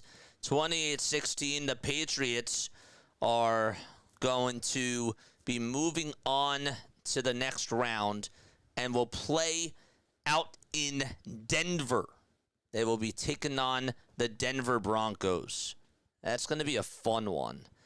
3:18 to go in the fourth quarter. Again, barring something crazy happens here. 3 seconds left on the play clock. Again, no timeouts remaining for the Houston Texans. And the Patriots, prior to the snap, are going to get a timeout called. They will take a timeout here. It is unreal, man. I love watching the snow on the TV when you're watching football. It is such a vibe. It is so cool. And then just seeing the snow on the ground. Ugh, it's so awesome. Don't forget to like, don't forget to subscribe, folks. My name is Jason Joseph. This is Play-by-Play with JJ. We go on for the Sixers, the Phillies, and the Eagles. We cover their games, and we're now doing some more NFL stuff, and we're doing college basketball too, and it's been a lot of fun. 3:11 to go in the fourth quarter. Maye is going to line them up yet again. I mean, just from the broadcasting side of things, you can see fans, of course, filing for the exits. Some fans are just trying to seek shelter because it is snowing hard. 3:11 to go in quarter number 4. Maye hands it off, and Stevenson just loses a yard. About half a yard. Oh, man. What time is it? 6:08. So, yeah, the next kickoff, I believe, will be at 6:40. I think it's at 6:40. 20 seconds left on the play clock. And now 2:40 left to go in the fourth quarter. Ugh. Hardcore, I'm not going to lie, that's chilly. I've been thinking about it like all stream, man. I've been thinking about it.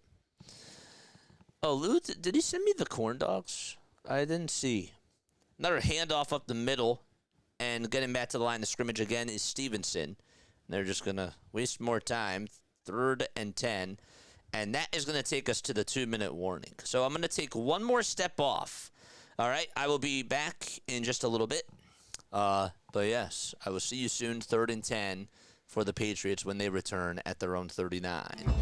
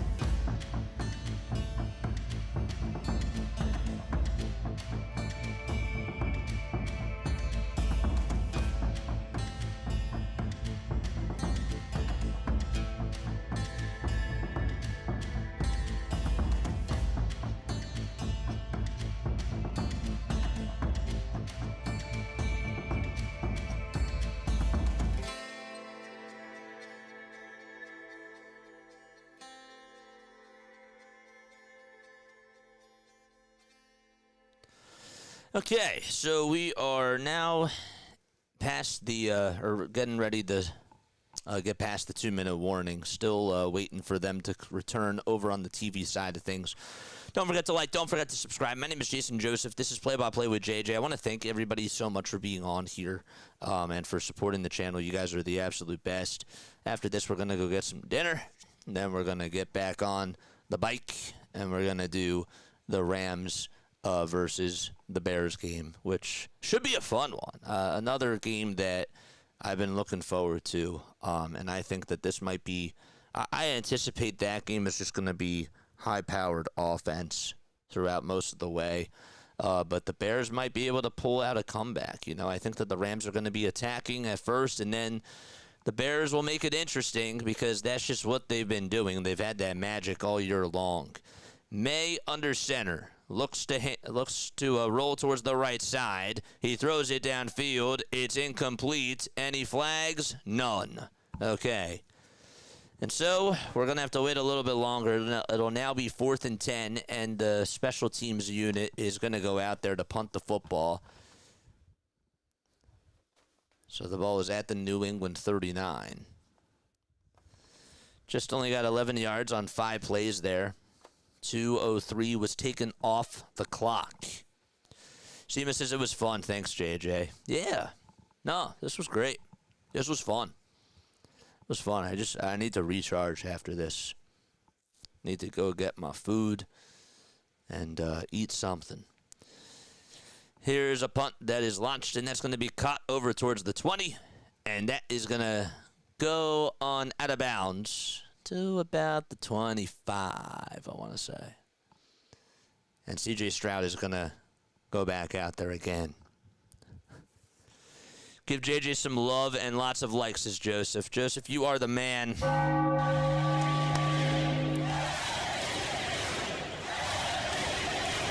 I just pictured JJ on an exercise bike calling the Bears game.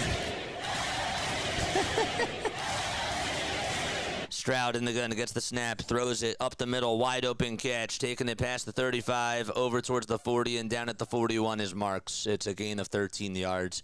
And the Texans will move the sticks. Obviously, they have to hurry up. They don't have any timeouts left. Stroud gets the snap again, continues to look, and just will take it to a security blanket, as right there is Bryant on the right side.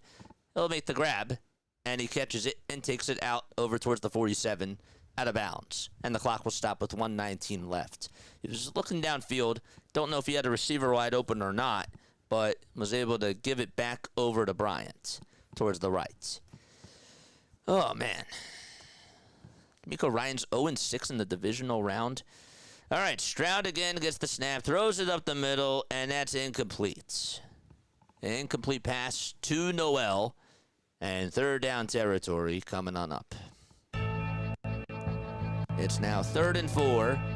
Clock stops with 1:16 left to be played in the 4th quarter. So the Patriots are 1 minute and 16 seconds away from going back to the AFC Championship game and taking on the Broncos.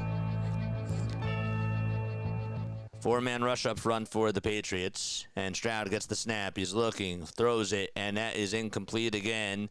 Bryant open, not able to haul it in. 4th and 4. Clock stops with 1:11 remaining.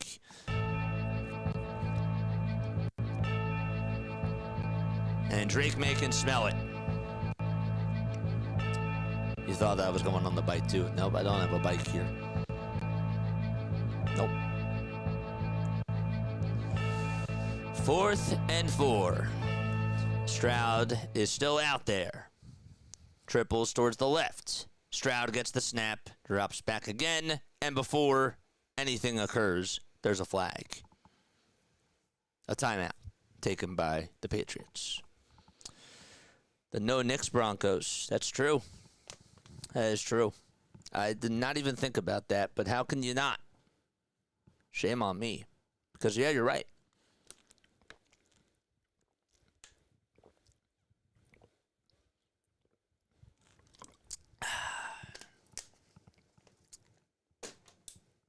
Nice.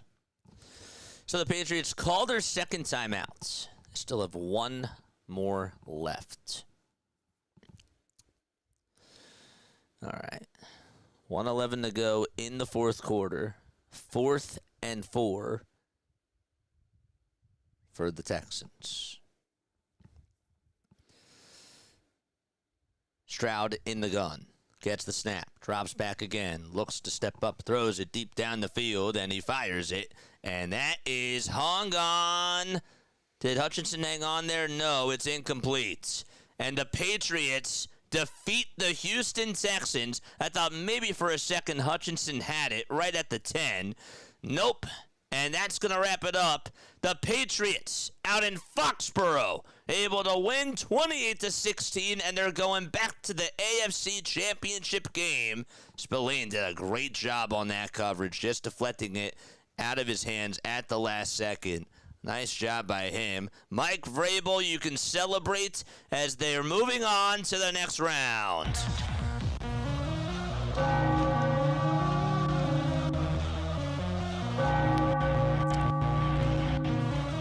And they will take a knee, Drake Maye. And one more knee will do it.